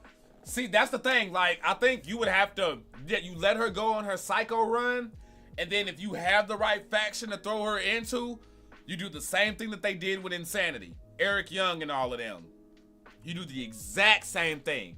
The exact same thing. She'll be over just, you could even keep the makeup on her and keep her all pretty and dolled up and shit like that, like how they been doing when she came out with the jacket. You could do all of that, and Nikki Cross will be over just like that. her and LeRae kind of intriguing. Yeah, that's the thing. Candice LeRae, I don't think, for people who don't know about Candice LeRae, I don't think y'all ready. I really don't think y'all ready for Candice LeRae. Like, I've seen Candice LeRae wrestle dudes. You know what I'm saying? Spill her Kool-Aid, have full crimson mask, and still ball the fuck out. Like, she's a fucking beast. A beast. So, no, I definitely agree with you on that one, man, for sure. And now, number 1 on the list for won't recover is Lacey Evans.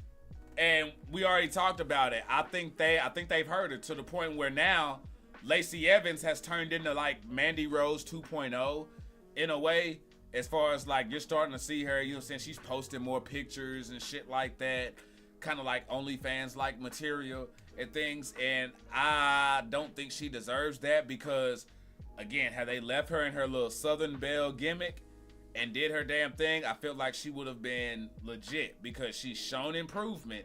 She's done things, but it's just they keep changing her gimmick and shit up. Get her back to the Southern Belle gimmick ASAP.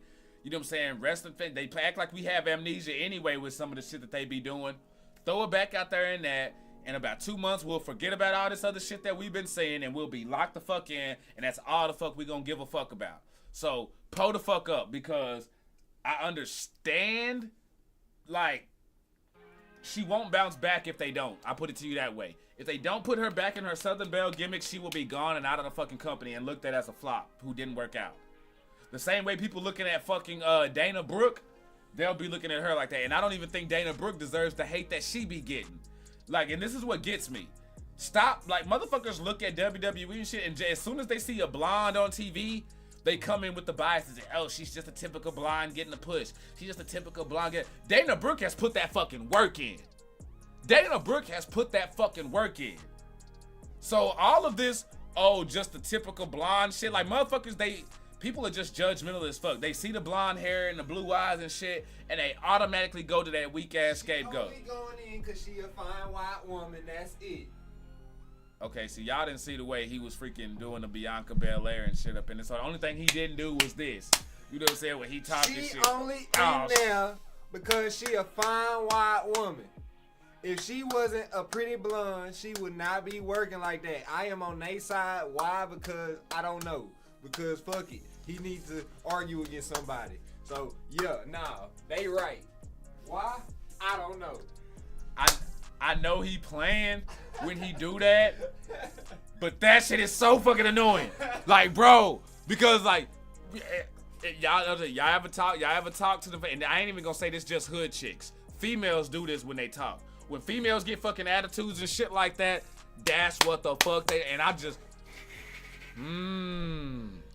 they be to the, y'all done been there. Y'all done been there, and while I'm saying that, some of y'all live there. Some of y'all, yeah, some of y'all there right in there. Some of y'all girl, when she get lit and on it ass, she start in many languages too. You know what I'm saying? Cause I know, Portia. But yes, Portia doing that shit to everybody. Hell yeah. Portia doing that shit to everybody. Cause shit, Portia ain't got no man. Portia like shit. Portia out here thugging it. She's like, yeah. SmackDown today? What's up? Good SmackDown? So far, I mean, the actually pretty damn good, yeah. I'm gonna give it to him. You done had Edge come back out here on Grayson Waller. You had fucking Roman Reigns fucking him and Solo beat the fuck out the Usos at the top of the show. Shit. What else happened? Okay, so we're getting the Karrion Kross AJ flashback here, and something else happened. Sippers, remind me what else happened. I feel like Sheamus took on Austin Theory. Him and Austin Theory had a match with a lot of people speculating that they about to take that belt off of Austin Theory. AJ Styles? Yeah, that's AJ Styles. Shit. That's when he been back. Nah, he been back. They've been doing the whole basically Bullet Club and WWE situation, and that's why Mia Yim, or I'm gonna call her Mia Yim. Fuck that Me Chin shit. That just sounds racist to me. It does. It just like because she is a frisk. She's an Asian she is like from the hood in California. Like for real. Oh, for real? Like she is she's one of them hood Asians for real. Like she's a Blasian for real. Like Asian black type mix. So that just seemed kind of, it's like, oh, just because she Asian, she got to be Me Chin. or something like that. You know what I'm saying? It just, it just seemed way too low hanging fruit. Fuck, damn, Saturday, August 5th?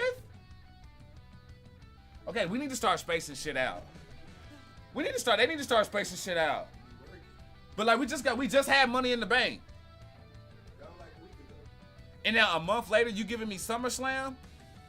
Those are two big ass pay-per-views back to back. No, Money in the Bank is actually rising up. As there used to be Big Four, it's now a Big Five. People are saying that about Survivor Series though instead of SummerSlam. That's where the talk is going. People are saying that Survivor Series doesn't mean as much, and this just go to show you how fickle fans are, right? Now, were you watching wrestling before they started doing the draft, or were they already doing the draft when you was watching? No, they have to fight to choose which side they were gonna be on. Okay, so before then, Survivor Series used to be a big deal. You know what I'm saying? I think that's where Survivor Series is where it was like the term. Yeah, right. Brand split where they like, because if you look at all the Survivor Series logos, it was red and blue. Always, because it was red versus blue every time. You know what I'm saying? And that's how they would do it. Well, since they've gotten away from that format. Well, I ain't gonna say since they got away from it, because they've tried that format. It just ain't been working. So what they need to do is they need to just treat Survivor Series like they did back in the day as just a big pay-per-view and just run that bitch. Exactly. Exactly. So, you know what I'm saying? So, while at that time, you know what I'm saying, while there was some good content at that time, here lately, it ain't really been living up to the Survivor Series hype. SummerSlam, yeah, because shit, recent memory, fucking Brock Lesnar coming out there with a fucking bulldozer and lifting up the ring on Roman Reigns, bitch, that like lifted that hoe up. And I'm like, yeah. What the fuck? That shit was crazy. He's like, prefer SummerSlam end of summer. Yeah, but see, that's the thing. They've always. I was just gonna say, could it be that since like Money in the Bank is the summer one now instead of SummerSlam in a sense? Like it's the spring, it's the start of summer. SummerSlam is like the middle of summer rather than so you saying they should push it back? No, they need to what they need to do is Money in the Bank. You need to move Money in the Bank because you need to move Money in the Bank past SummerSlam, and this is why I say this, because you go from WrestleMania. All right, and then right after WrestleMania, you got Backlash, because it's the WrestleMania Backlash. So that's the next one that you get, which, even though you get that one, that's not really a big pay-per-view. It's a big pay-per-view, but it's kind of You don't then need to bounce back. This is all summertime, because WrestleMania is usually March, April. Don't you want to start, I got Money in the Bank. Don't you want to start the summer off with, you know what I'm saying, that Money in the Bank, though? Then do Money in the Bank before WrestleMania. All the way before WrestleMania? Do it before wrestle. Do Money in the Bank. No, do Money in the Bank. You'll do Money in the Bank. No, you'll do Money in the Bank because you got Royal Rumble before WrestleMania. You know what I'm saying? So I will go Money in the Bank, Royal Rumble, WrestleMania. You know what I'm saying? Because by doing that, now you messing with people's heads like, are they going to cash in at Mania? Are they going to wait till afterwards? It's just, it leaves a lot of fucking room to have people like really thinking. You gotta wait how many months until WrestleMania again? Or those was again to cash in the Money in the Bank? Nah, you keep that the whole year. But I'm saying like, how long until WrestleMania and shit, basically? If you would have it before, you would have. The same time every year? Nah. So they fluctuate. Yeah, like sometimes WrestleMania will be like in April, but they've also had WrestleMania in March before. Yeah. You know what I'm saying? So it just really depends because they book a year out. So I'm basing just whatever they tour schedule like and shit. But when you do have Money in the Bank, I think you would have like 3-4 months before, probably about 4 months before Mania, because Royal Rumble is gonna have a build up. Right? What's there up? won't be a Mania like no more this year, right? So they got to keep what's to the beginning of next year. So what pay-per-views happen now until New Year's, basically? Let's see. We get SummerSlam. They're gonna do. I'm not sure if they're still doing Fastlane or anything like that. Let's see. We would get SummerSlam, Survivor Series. When does Survivor Series typically happen? Survivor Series is usually, I want to say, Yeah, I want to say like a fall one. I want to say that one's I want to say that one's in the fall. Let's see, because we creeping up. We got August, September. Ooh. TLC with the whole tables, ladders, and chairs. No big one, just a bunch of fillers. The fucking Saudi trips and shit, which I'm fucking over those trips. Yeah, I would either push SummerSlam back a few weeks or a month to the end of summer, Right. or move Money in the Bank to after SummerSlam, and then have it run. You know what I'm saying? Because that'll be, honestly, with what you just named, Money in the Bank is like, if you don't, SummerSlam and Money in the Bank are only big pay-per-views. Everything else is like pay-per-view. You know what I'm saying? Like, Right, it's like you got those, and then you got, I mean, it would be Royal Rumble and WrestleMania Exactly, until would you be get the there. right that people care about. So yeah, nah, yeah, space that'd be and legit. life, Yeah, You do have to. I agree. The space that shit up. But nah, with the order that you just said, actually works, because if you do it afterwards, now you legit have that whole year with the briefcase. You know what I'm saying? And really get to do that, which gives even more fucking thought. And if I'm somebody like Logan Paul carrying that bitch around, I'm trolling y'all all year. Exactly. I am trolling y'all all year. I'm doing I'm gonna do the whole like open it up and have gold light come out of it and shit. Oh, I'm about to be extra. I'm about to be extra on y'all ass with that.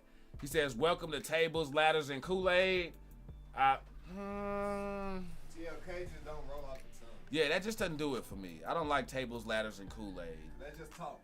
Especially if somebody, because that's like, I'm sorry, motherfucker spilled my Kool-Aid, we're going to have problems. He says, have you done a 5-on-5 before?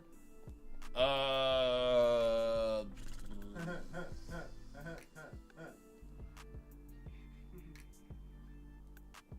have to check. I'm gonna have to say no, because I don't think they let you. I'm not even sure if they let you do those in like 22 or before. But shit, y'all, we gonna keep it motherfucking pulled up, and y'all stay sipping, because when we get coming back from the second half, we gonna talk about Jim Cornette. We gonna talk about Kevin Nash and his comments on LA Knight. We gonna talk about the dark side of the ring. And we're going to have some more motherfucking calls, including some big motherfucking DTKA promotions news that I have for y'all. So y'all stay sipping. Don't fucking go nowhere, because the Kool-Aid's so good, even a diabetic could drink it. But before we go to that, see, I thought I was about to go right to a break then, huh? Hell no, I still got one more motherfucking topic. Sucker. Uh-huh.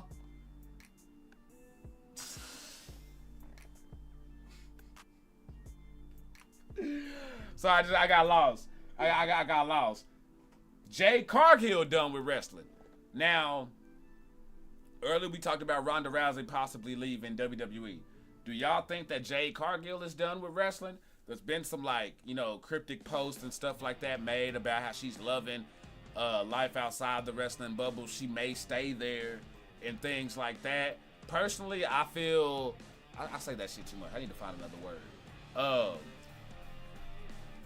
A lot of fans, especially wrestling fans, gullible as fuck. Like, wrestling fans, y'all so easy to believe some shit. Like, it's so easy to work y'all sometimes on things that, like, because wrestling fans love that. The wrestling fans want to believe, like, the controversy and the conspiracy theories and shit like that. Like, they want there to be something afoot. You know what I mean?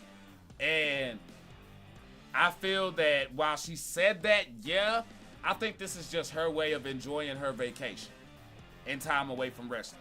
You got to think about it. Jay Cargill had been the champion for over a year, holding that belt. A year straight doing AEW shows and live shows and pay-per-views and working and doing all this shit, plus being a mom and a wife and all of this shit. That's what I'm saying. Like, that's a lot of shit for a whole, like, over a year straight. Over a year straight, because a year is just how long she had the belt. Yeah.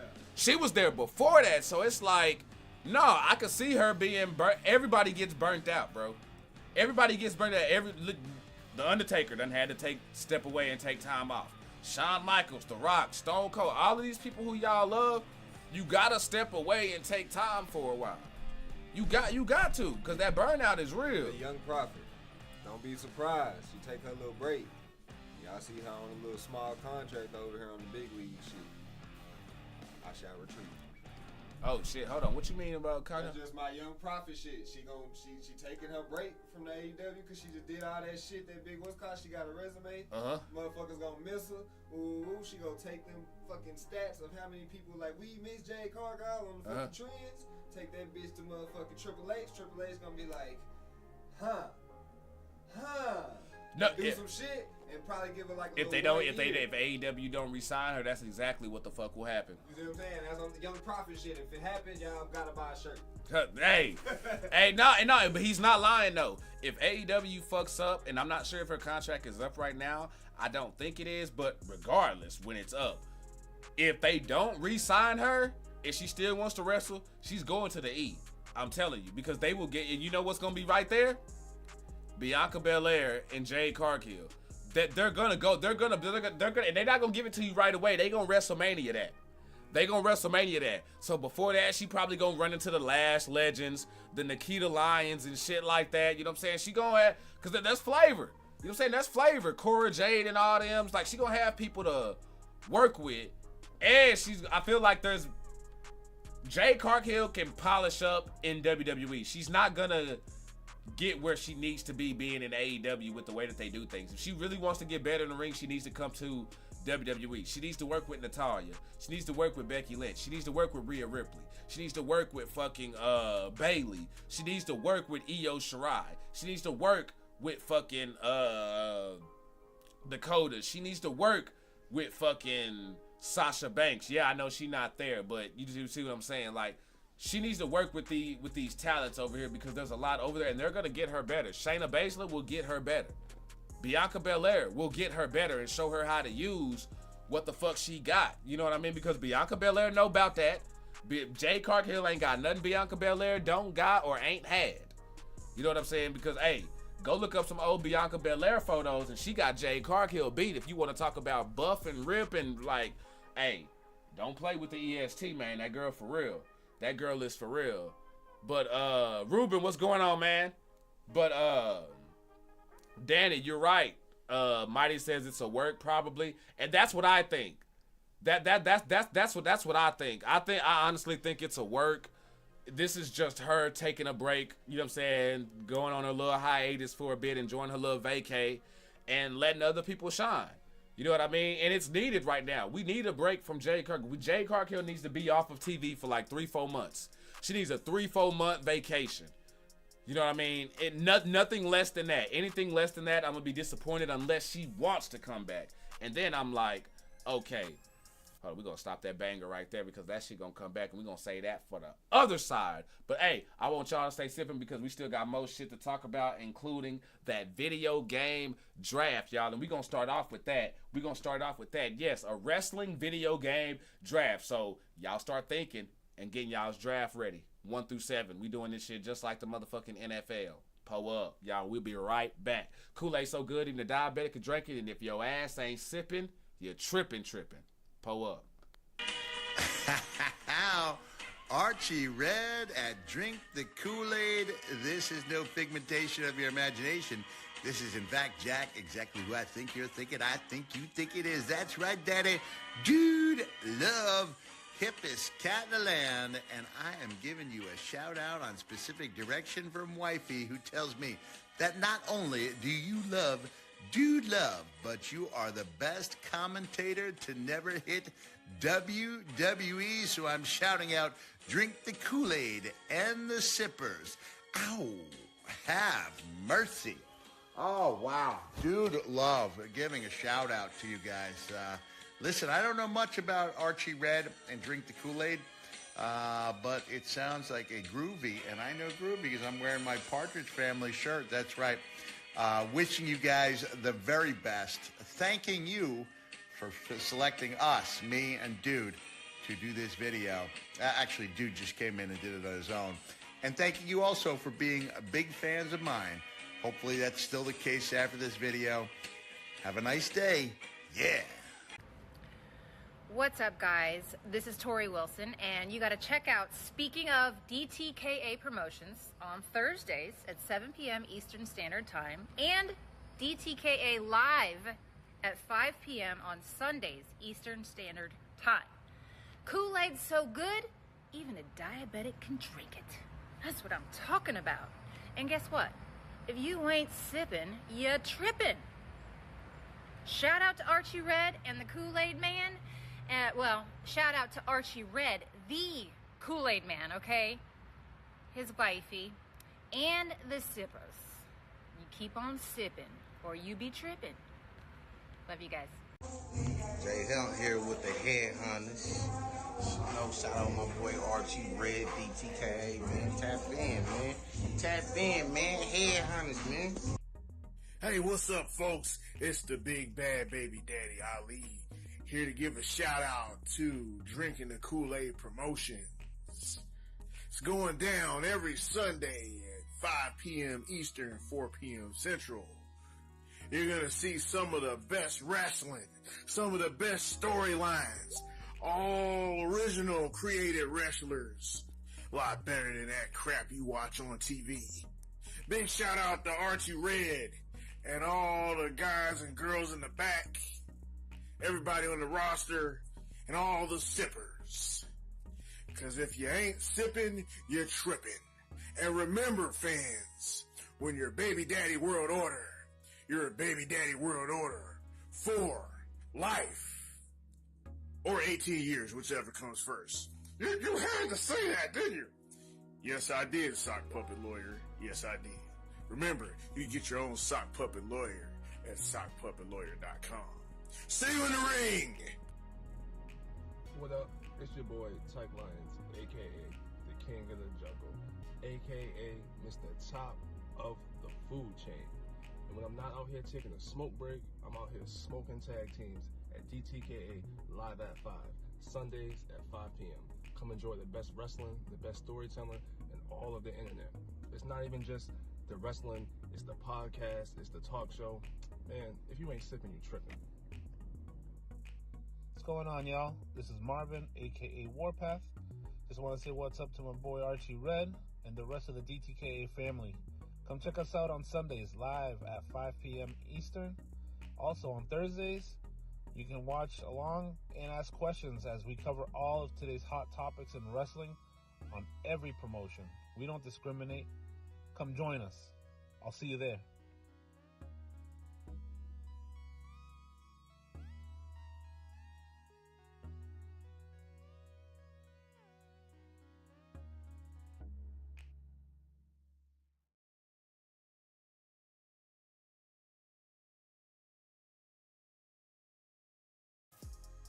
All right, y'all, we back. Go ahead and pull up. Let's get that chat rolling, or let's keep it rolling, we should say. I don't know why it resets over there when I bump it. I don't know why the fuck it's doing that, but that is hella fucking annoying. It didn't used to do that. Tyler Connor, thanks for pulling up, man. I appreciate that. Now, I told y'all we were going to do a wrestling video game draft, and that's exactly what we are going to do. And I want to know, what basically y'all's list. Now let me go grab my list real quick because this is gonna be good.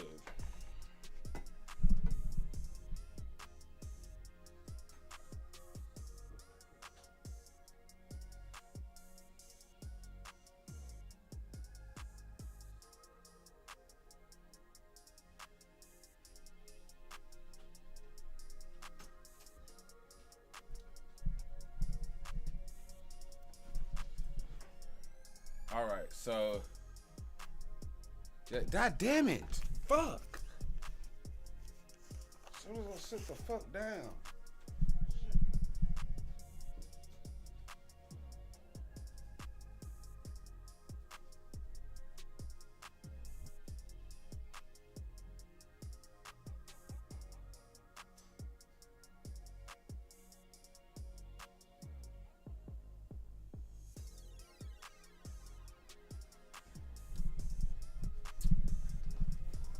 What's good, y'all? I'm getting ready for a show. If y'all want some Yes merch, y'all just gotta let me know, y'all. We can get y'all some of this shit too, but right now they doing an Andre the Giant fucking thing. I can't hear it, so I don't know what's really going on. And I think I'm still right here for a little bit. So you know what I'm saying? We just vibing. What y'all got going on? Kick glitching. Mr. Luscious was. Hey, look, I'm just chilling, man. I'm just chilling a little bit. Just getting ready for a show. Finna go put on a little performance. You know what I'm saying? Trying to get this music shit going. But oh, so this Royal Rumble 2008. So who was they giving? Oh, there's some Edge shit. I miss Edge. Pause. Alright. I'm gone, y'all. Appreciate it, bro. Alright, y'all. Damn. Alright, so finally got this in there. So like I was saying, wrestling video game draft. So what we're gonna basically, how this is done is basically 1 through 7. You know what I'm saying? Like any other draft, you got 1 pick per round, and it really speaks for itself. So if y'all were to do a video game draft, who would be your number 1 pick for your video game draft? What would be your number 1? And this is the best one out of all of them. We're not going from least to greatest or anything like that. We doing this shit like a draft. So your number 1 draft pick. What you rocking with? For me, I'm gonna tell y'all right now, my number 1 would actually be 2K19. Oh, you talking about games? I thought you were talking about people. I'm finna come Yeah, I'm talking about wrestling video games, like just different types. I'll pick one out and I'll come back. Yeah, this is tough. We're all gonna show our age. Oh yeah, Poe up there. Daddy says WrestleMania 2000. That's who he drafted right off top. Okay. See me, I'm rolling with WWE 2K19 as my first round pick, just because of when you think about community creations and just everything that's in there with like images and like belts and stuff like that. That's really where I saw Alexa Rain. Why the fuck are you saying NCAA 2014? Stay on topic. Put the bottle down or whatever you sipping on that ain't Kool-Aid and stay with us.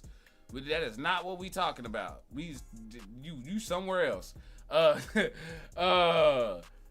Let's see. Okay, so both of y'all got WrestleMania 2000. Deron Butler says, "Here comes the pain." But 2K19 just, it held it down for a long time. Even when they botched 2K20, they still left the servers up for 2019 because 2K20 was just that damn bad. Like, that shit still holds a special place in motherfuckers' heart, for real. Titan says WrestleMania, the arcade game. That's your number 1 draft pick? So Titan, your number 1 draft pick on a wrestling game is WrestleMania, the arcade game? Like SmackDown versus Raw 2008 featuring ECW. Okay. You know what? I ain't mad at that. I ain't mad at that pick. I ain't even mad at that pick. You said it wouldn't be my favorite, but I ain't mad at that pick at all. He said began it all. Okay, all right, for sure. So, number 2, your second round pick. Who you got? Who you got in your second round pick? For me, it's gonna be No Mercy. And that's real shit, just because, I mean, y'all heard it at the beginning of the show. That's the music we jumped off with. So if y'all go back on playback or something like that and you go back to starting soon, you gonna hear that diggity out. Like, that shit was running, fam. And No Mercy was just, you talk about that game changer that was just everywhere. Like, you had to have it. Like, that shit made motherfuckers want Nintendo 64s. For real. Because at the time that dropped, you talking about that, like, the peak of the wrestling craze. So for me, my number 2 pick will be No Mercy. Let's see. Tyler Connor says SmackDown, shut your mouth for me. Okay, all right. Pull up then. Pull up. Marvin says No Mercy. Alexa says 2K22 would be her second pick. Okay.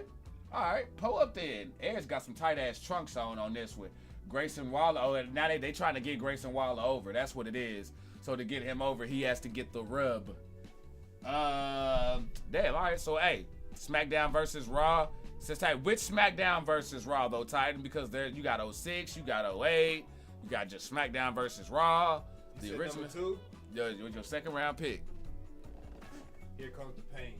Okay, all right. I am cheating by looking through them, but I Oh got no! to jog my Oh memory. no! I had to pull up a list too. Okay. Yeah, no. You good. So that's the exact same thing. Matter of fact, Danny said the same thing. Danny said, "Here comes the pain." Tyler say, "SmackDown, shut your mouth." All right, so we got some good shit up in there. All right, so let's pull it up for number 3. Number 3. For me, here's mine. Here's my number 3 wrestling game, y'all, that I'm drafting. And I'm gonna keep it Kool-Aid with y'all. Def Jam Vendetta Fight for New York. That yes it do. Yeah, hell yeah. Def Jam Vendetta count. For sure. That's my number 3. Because that shit wasn't supposed to be that damn good, bro. That shit was not supposed to be a hit. That shit was supposed to be a $20 demo. Real shit. Hold on, Alexa, are you telling me to shut my mouth? Or are you talking about SmackDown shut your mouth? See, that's what, like, I'm confused now. Like, that was rude. That was going to be my number 3. Shut your mouth. SmackDown shut your mouth for sure. Yeah. No, that shit was fuck. Oh, we don't even, icon who? We don't even acknowledge that shit. Yeah. That we don't even acknowledge that shit. They could have that. So number 3 is Here Comes the Pain for Marvin. Okay, so I see you and homie are switched on that one. Danny says, bias, WWF Monday Night Raw introduced me to Brett and Sean as a kid. Eesh. Yeah, my last 2 gonna be kind of spot on, but the last one gonna fuck y'all up. So what's your number 3? Oh, what'd you say your number 3 was? Shut your mouth? Shut your mouth. Yeah. Okay, all right, for sure. That's the one with Brock Lesnar, ain't it? Yes. Yeah. Now, number 4. We going to the round 4th pick now. What y'all got? For me, I'm going WCW versus NWO Revenge on my number 4. What y'all got? Pull up. No Mercy's the one that you was running on the West Coast the other day, right? Yep. That'd be my number 4. That'd be your number 4. All right, that's they legit. roster not that big. That was my gut thing for that. Cause, For No Mercy? Yeah, I grew Okay. up. Which one was the one with the green motherfuckers? When you creating a character, you could just you doing all your moves and shit like early on though.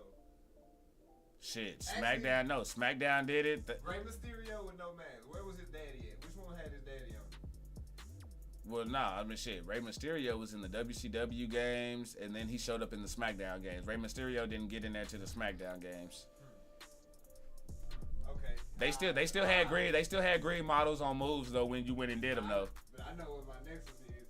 Yeah. Okay, so Danny went with No Mercy, so he right there with you on that one. WWE 12 for number 4 says Tyler. Leo Blade says WCW NWO sold out. Okay, pull up. Marvin right there with your boy. Revenge, that's what I'm talking about.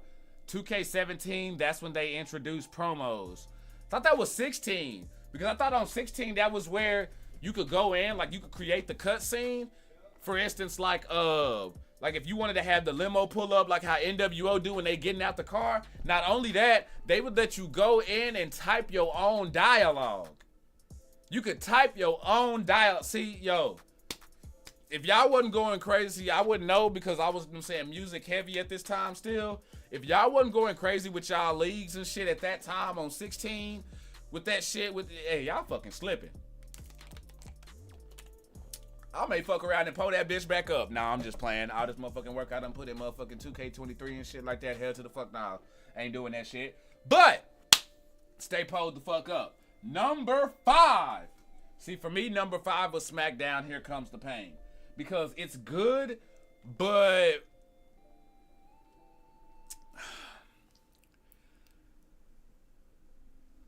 how can I put this? I don't like the movement mechanics on Here Comes the Pain. I don't like the movement mechanics on there compared to the other ones that I named. Y'all ready to get fucked up? Number 5. TNA Impact. The game was a lot better than motherfuckers give it credit for. You know what? I'll give you that. And I'll give you that. It was even good on Wii. That's what's fucking crazy. Damn. Okay. See, I didn't even know that bitch was on Wii. Yeah, I didn't even know that bitch dropped on Wii. Actually pretty good. He says the WWE year when CM Punk was on the cover. I don't remember which one that was. SmackDown versus Raw 2011 for me on number 5. Okay, already. Pull up then. pull the fuck up. Y'all coming through with some good ones. Stay sipping though. Let me know what y'all got for y'all number 5. What y'all pulling up?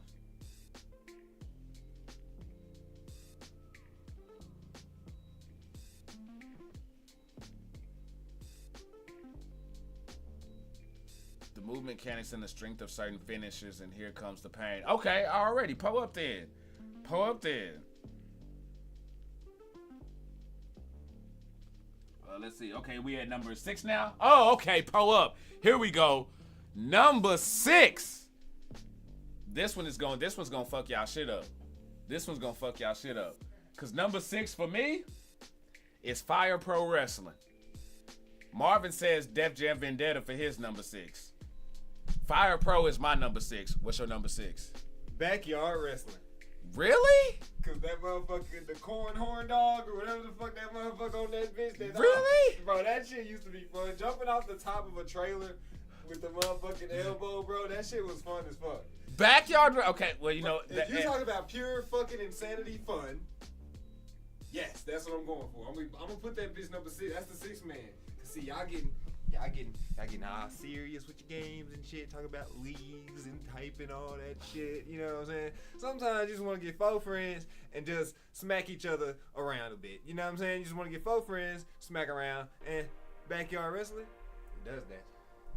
Actually, I need to convert you so you can realize. Nah, I know about the game, but that shit's trash. Backyard Wrestling, nah. The hardest mode on that bitch is Porn Star. That's how you know it's fun. That's the hardest mode. But nah, it's because the motherfuckers lied though. Cause see, like I remember like all the promo and stuff going up to that and leading up to that shit. Them niggas lied to us, bro.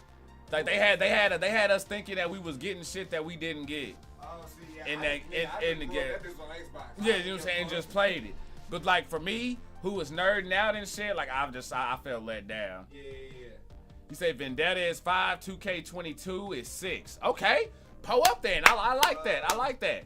I'm surprised 2K22 is actually making some of y'all's lists. Matter of fact, why is 2K22 making some of y'all's lists? Cause your ass. You made it so special. Nah, it ain't me. It ain't me. I don't think that highly of myself. You made it so special for them, bro. 22 is just that shit. Hey, no lie though. I will pat myself on the back though for the way we do our promos. Like the way we do our promos and we just set that shit up. Like I will forever harp on, and like this ain't no shot or nothing like that, cause if you got a wrestling league and shit like that, hey, do your thing, you know what I'm saying? I'm not a hater. But we've been changing the game over here. Like when I came in to the wrestling leagues and shit like that, this was people's setups. When they would go to their green screen things like that and do like studio type shit, this would be their like main setup for stuff like that. Motherfuckers wasn't, you know what I'm saying, doing the talk show thing like me. You know what I'm saying? Motherfuckers wasn't, or like us, let me say that, like us, motherfuckers wasn't doing the whole standing up in front of their green screens to present you the motherfucking show like it's Conan O'Brien and shit. You know what I'm saying? We pulled the fuck up, you know, and just production overall, man. I don't know. It's just something about DTKA Promotions that's just different. And the only difference that I see when I look at other leagues who got, because there's leagues who do, you know what I'm saying, more numbers than us on YouTube and other places and stuff like that. The only difference is their following. You know what I'm saying? Like they got like 3,000 followers, 2,000 followers, you know, 50,000. That's gonna impact that. But like production wise and all of that, we do our fucking thing. Scott says, Danny says WCW NWO Revenge is his number 6. Okay, pull up then. I likes that. You know I had that on mine. I ain't gonna beef with y'all if y'all got anything that's on my draft and it's on y'all list, we cool. Scott says, because 2K22 and 23 put the WWE 2K series back on the right track and everything else was corrected right after the disaster that was 2K20. Scott Wayne, I will give you that. And I will actually applaud 23 for, like, they realized that they came back out with 23 too fast, that they left most of what was in 22 still there. Like, you think about all the legends and stuff like that, they're still there. In 2K, they're known for, they'll give you some legends, but then the next game, it's not always guaranteed that those motherfuckers are gonna be there. You still got Cactus Jack's Titantron. You still got Umaga's Titantron. You still got Doink's Titantron and shit like that. And that's DLC type shit. And it carried over. So I really do feel like they did us justice with 23. Like, they realized that they came back out with that game too fast, seeing as how long we've been riding with stuff. And they amped it up. So I'm definitely fucking with it, except for that fucking save data feature. That fucking save data feature, boy. Oh, goddamn. Now, oh shit. Hold on, I threw that shit right on up in the fucking thing there.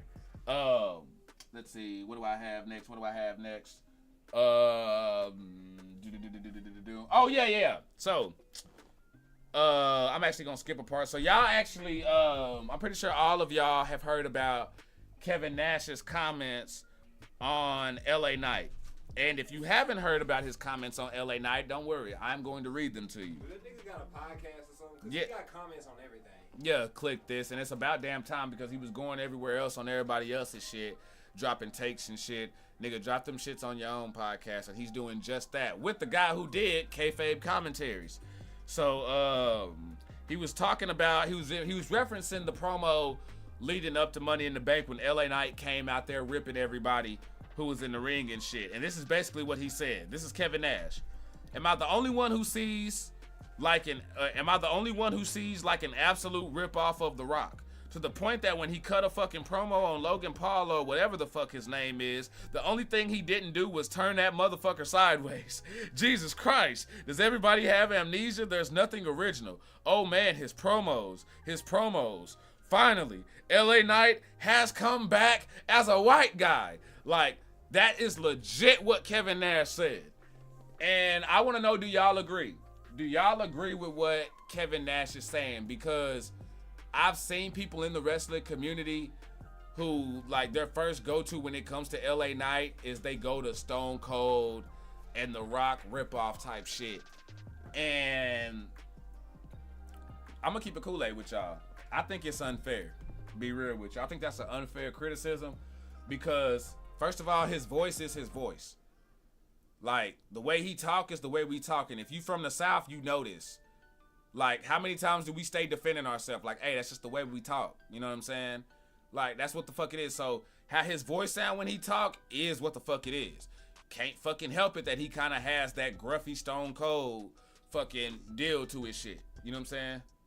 But he can't do nothing about that. So, I'm not gonna knock him for that. Secondly, when you talk about, like, let's talk about, when people bring up The Rock, I think that shit's super fucking unfair as well because The Rock wasn't the only one wearing fucking shades. The Rock wasn't the only one talking about shoving shit up people's asses. Now, stick it straight up your candy ass, you know what I'm saying? Like the exact line, yeah. But you know how many people was telling people to shove it up their ass and stick it up their ass before The Rock? It's like, I don't know. Like, put it to you like this. You can tell the motivation when it comes to like a little bit of the swag and shit like that. But at the same time, he's being him and he's being original. Like, it's not like he's just ripping them the fuck off and getting over off their own shit. Because if he was, guess what? The people would not be going L.A. Knight. Yeah, they would not be fucking doing that shit in the fucking crowd if it wasn't working and he was just a carbon copy of shit. It wouldn't be happening, bro. It wouldn't be like that. So I think all the hate that he's getting is bullshit. You know what I'm saying? And I think it's people who are, go back and watch NWA Eli Drake. You know what I'm saying? Motherfucking TNA Impact Eli Drake. Motherfuckers ain't been able to fuck with this dude on promos in a while. Like a while. Like for real. I don't get it. And I mean, and that's one of the things where, hey, Kevin Nash is a legend. This is no disrespect to him. It's just one of those things where we disagree. You know what I'm saying? I ain't gonna, you know what I'm saying? I ain't about to, oh, you're stupid. You don't know what the fuck you're talking about. I ain't gonna disrespect homie like that because he done more for the wrestling business than my ass ever could. But that ain't gonna stop me from biting my motherfucking tongue, though. You know what I'm saying? Well, I don't bite my motherfucking tongue. Y'all know what the fuck I meant. That ain't gonna stop me from expressing what the fuck I gotta say and it ain't gonna make me bite my tongue on what the fuck I gotta say, because I think that shit's unjust. And you gotta realize when Kevin Nash talks shit, Kevin Nash talks shit like the kids we grew up around, where everything they say is kind of like some wisecrack extra. You know how motherfuckers on the East Coast, like everything that they say be like over exaggerated and shit. Like if that motherfucker hit the ball 10 yards, man, when I hit the ball, I hit that motherfucker like 100 yards. It was out the fucking, and when I should have paraphrased that, because not everybody on the East Coast is like that. But if you ever listen to an East Coast sports radio host, anybody from the East Coast, whether they're on TV or they're on fucking sports radio, them motherfuckers are hella extra. They over exaggerate anything. If a motherfucker ran 100 yards, to the East Coast guy, he ran 1,000. You know what I'm saying? If the motherfucker hit the ball fucking 400 yards, he knocked that bitch to the fucking moon. Literally. And I am not playing. They will literally throw a literally in that bitch. Like, bro, that motherfucker did not literally swim across the Atlantic Ocean. Like. Sound like that nigga said, I don't know if it's the cottonmouth or what, but I don't know if you sound like you say Little League. Oh, this nigga say Little League? He says, I see Wade. I see Wade, Bray. Alexa, I don't know what you talking about like that. You must be sipping on that. You know what I'm saying? You must have cracked open a bottle or something like that, cause you all kinds of type of I see Bray ripoff. I'm struggling reading that right now. I'm about to have a fucking aneurysm. Like a Cowboys fan, this our year. Hold on, you mean them Cowboy fans? You know what I'm saying? Not me, not this fan. But see, I'm gonna be right there with y'all laughing at they dumb ass. This our year. This says who? Motherfucker says who? Who said this is our year? Who the fuck said that this was our fucking year? What made you motherfucking think and go into here saying no, because you motherfuckers sit here, y'all want to put y'all expectations way the fuck up here, and then when they not met, oh man, typical ass Cowboys letting us down and shit, Nobody told your bitch ass to put your expectations that high in the first fucking place. But this ain't Monday, this is Friday. We talking wrestling. Let's see. So there's that. Next, I want to talk about Jim Cornette and 5 things that he's, hold on, let's say 8 smart ideas Jim Cornette doesn't get enough credit for.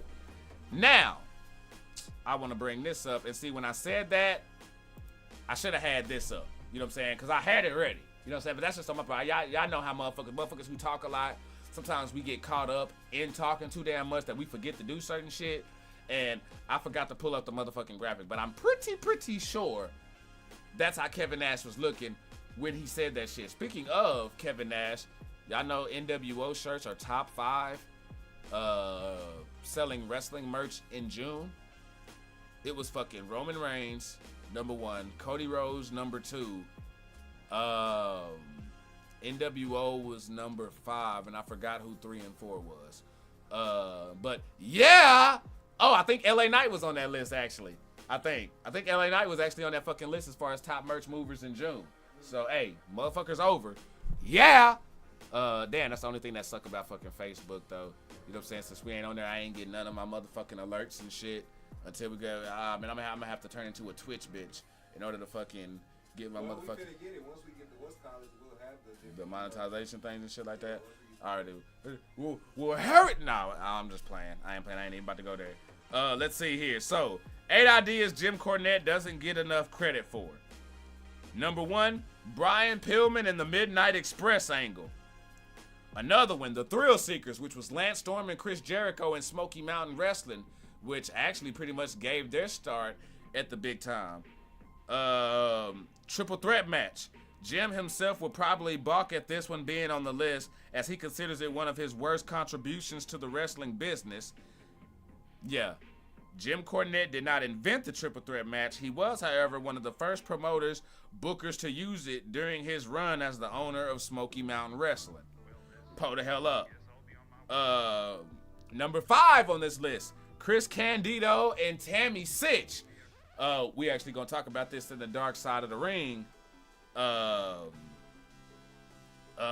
review thing, but yeah, he basically brought Sonny and Chris Candido into the mainstream side of the business. Number 4, Hell in a Cell. That's a Jim Cornette idea. Undertaker versus Kane. It says it was the entire creative team that would have a hand in the flawless Undertaker-Kane family feud, but if not for Cornette once again giving Glenn Jacobs his first break in wrestling, who knows if we would have gotten this at all. So once again, say what the fuck you want about Jim Cornette, Smoky Mountain Wrestling, but again, oh, damn! Oh! Jimmy! Oh! He lit his ass up with that pop! Oh, Jim! Oh, no, that's Jay! Jay lighting Solo ass up. Yeah, Roman, go that, ow, my back! Yo, oh, yeah, he going crazy. I'm telling you, bro, you not about to light my bro up like that, fam. I'm coming back on your ass. I don't give a fuck who it is. Like, for real, for real. Fuck with my bro and I'm on your ass. And look at Paul Heyman making a beeline up the ramp and shit like, man, nigga, fuck this shit. Hell nah, you getting it too. Wide knees. Look at that boy, boy, Paul Heyman fucking sells. Hall of Fame. Hall of fucking Fame. You gonna have to, when it comes to best manager ever, you gonna have to juggle around Jim Cornette, Bobby Heenan, and Paul Heyman when it's all fucking said and done. Trust you me. You damn right, Isaac Yankem. You know what I'm saying? All of that. But if it wasn't for Jim Cornette, we wouldn't have got Glenn Jacobs back when he was the Unabomber in Smoky Mountain Wrestling and shit. Let's see, what else we got? Cactus Jack turning on his tag team partners at Bash at the Beach. WCW shit. And number 1, OVW booking. So for those of y'all who are Batista fans, for those of y'all who are Randy Orton fans, for those of y'all who are Brock Lesnar fans, R-Truth, you know what I'm saying? All these people who went through OVW. Jim motherfucking Cornette who was booking that shit. Uh-oh. Jimmy holding that belt. Jimmy holding that gold belt. Uh-oh, we getting Jay. Did Jay just challenge him for the belt at SummerSlam? Yep, John Cena too. Dun dun dun dun. Pull up. Y'all, I can't hear this, but y'all, Sippers, do I got this right? Is Jay challenging for the fucking...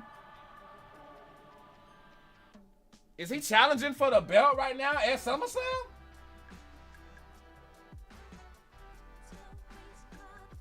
Uh-oh, one more match, one more time. I read his lips on there. I read one more match, one more time. I heard that shit. I heard that shit.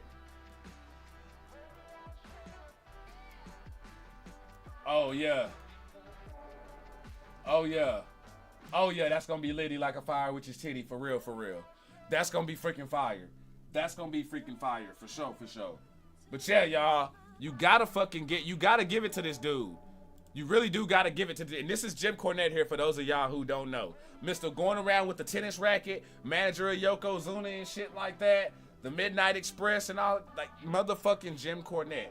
This dude is, I know he has some outlandish comments sometimes regarding the wrestling business and he'll say some over-the-top shit.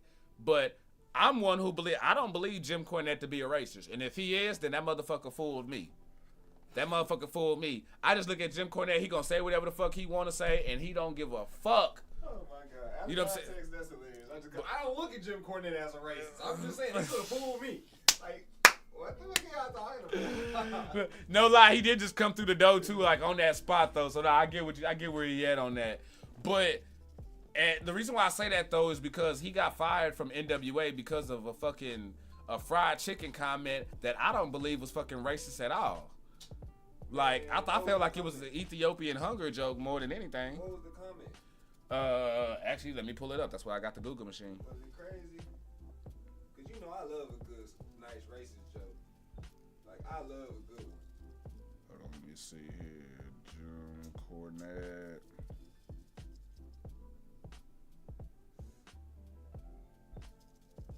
Because if he just calling out stereotypes, I don't know. I hate that shit.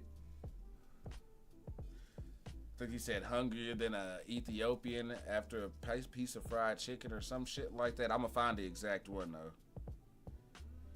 But okay, here it goes. He resigned from NWA because they took it as a racist comment. What he said was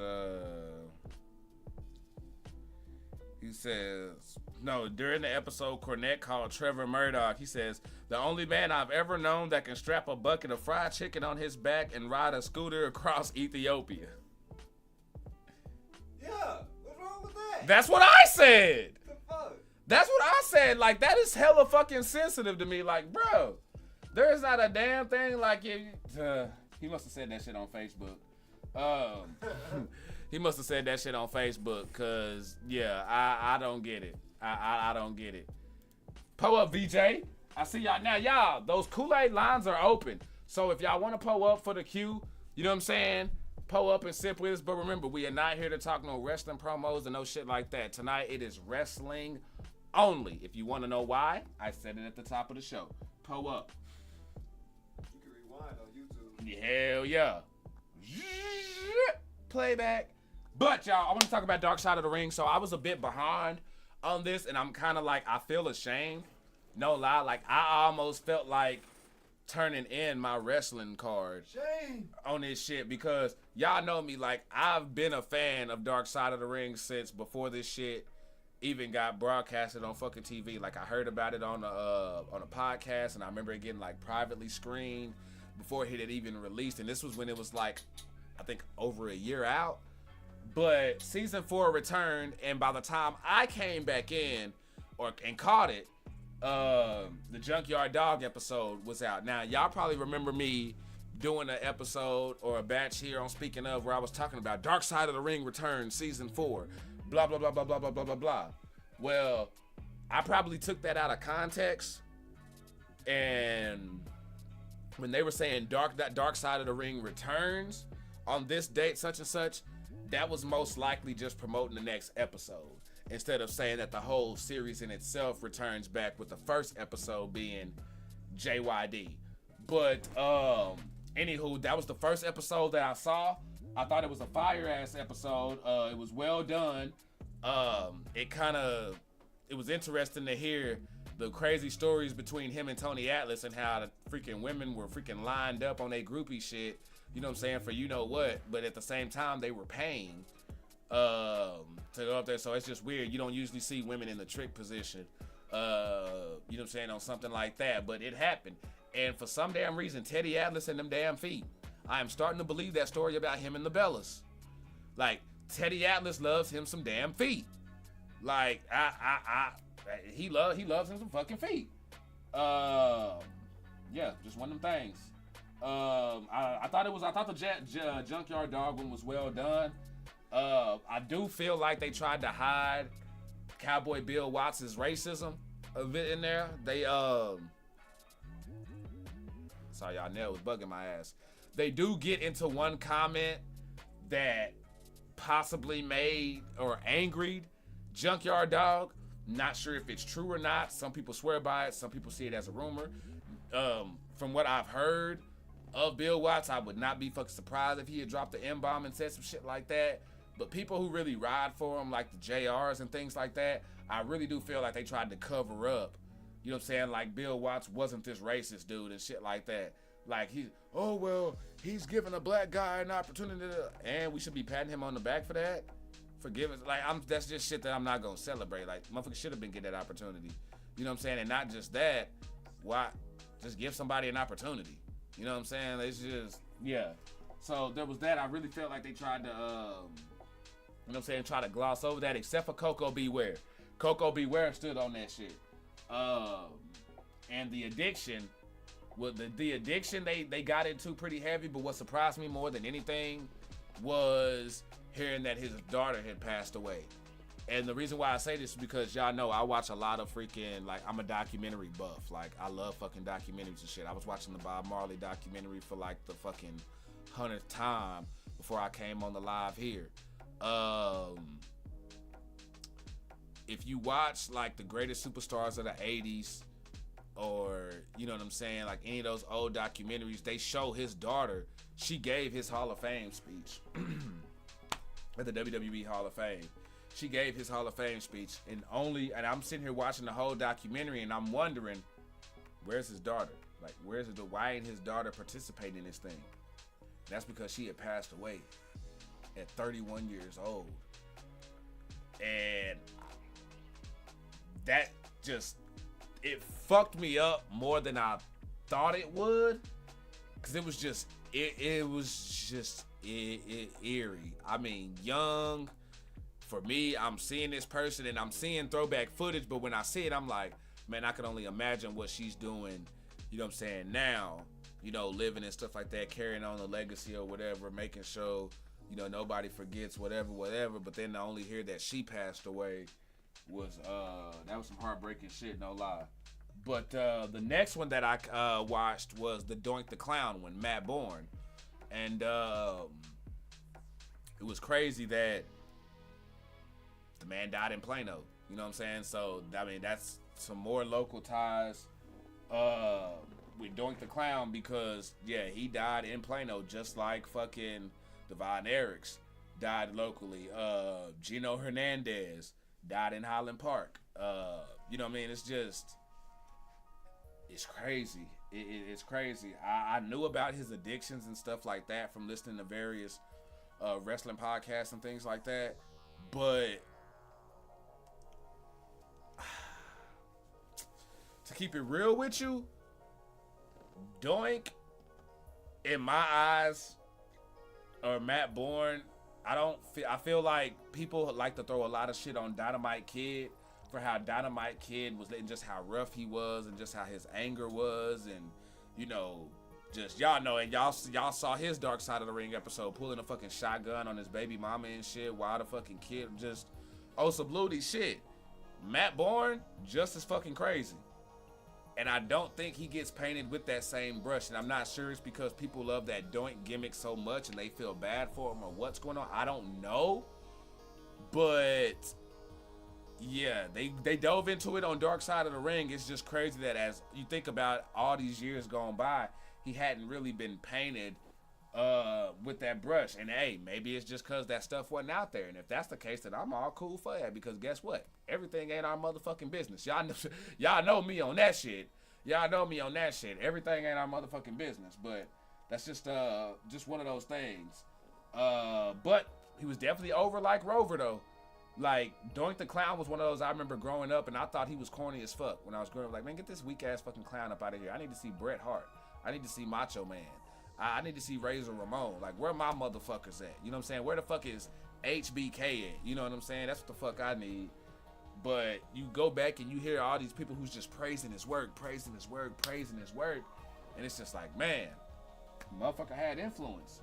The Magnum TA, when I'm not gonna cap, I gotta go back and rewatch that one.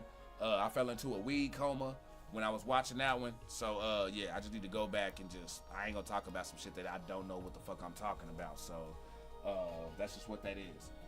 And then there was Sonny and Chris, who we just talked about with Jim Cornette, bringing them into the business. Now, this one didn't really give me any news that I didn't know already. Like, it didn't really dawn any new news on me. Like, this is something that, like, I grew up with this shit. So, I know everything there was to know about that situation that's been put out there. But what did get me, though, was, it was still sad, but it made me I gained more respect for Chris Candido as a wrestler, not necessarily a man, but as a wrestler. Because when you look at how people talked about his wrestling ability and how he got saddled with a bad gimmick and shit like that and got kind of backed into a corner the same way we were talking about Bray Wyatt and others, I feel like that's what happened with Chris Candido, especially when you had Sonny, who just came and just fucking outshined him. But as a man, though, my respect still is where it is. There ain't no way I'm about to sit there and let a motherfucking female do that shit to me. There is no way you about to be fucking another motherfucker backstage while I am in the ring having my match. There is no fucking way that you are going to go on vacation to Mexico with Shawn Michaels, you know what I'm saying, and then come back from the vacation showing pictures to the locker room on the vacation that you went on. And I'm still like, nah, bro. Like, it's, and I don't like speaking ill of the dead, and Lord forgive me, I'm sorry. But just as a man, though, you know what I'm saying, we got to put our foot down. And the thing is, there's a lot of Chris Candidos out there there's a lot of yo, ZT, what's going on, man? I just fuck, I lost my damn train of thought. Nah, just yeah, bro, just as a man though, bro. As a man, there's a lot of Chris Candidos out there. There's a lot of y'all motherfuckers out there, and I'm talking generally speaking, not directly to y'all, but there's a lot of y'all out there who y'all are so desperate to have somebody in y'all fucking life and shit that y'all put up with all they bullshit. Y'all are put up with the disrespect. Y'all are put up with the cheating and the abuse and shit like that because you think you can't do no better, or you scared to lose them, or don't want them with anybody else. And that's bullshit, bro. That is bullshit. Because number one, a female can have anybody she fucking want. Even ugly bitches getting hits now. So you females got that shit golden. Dudes, if you get confidence, we're damn near there now. Because look at, have y'all seen Jelly Roll's wife? Have y'all seen Jelly Roll's wife? Look up Jelly Roll's wife, then come back and holler at me. Fucking Conrad Thompson, the fat mortgage guy from Alabama, is married to Ric Flair's daughter.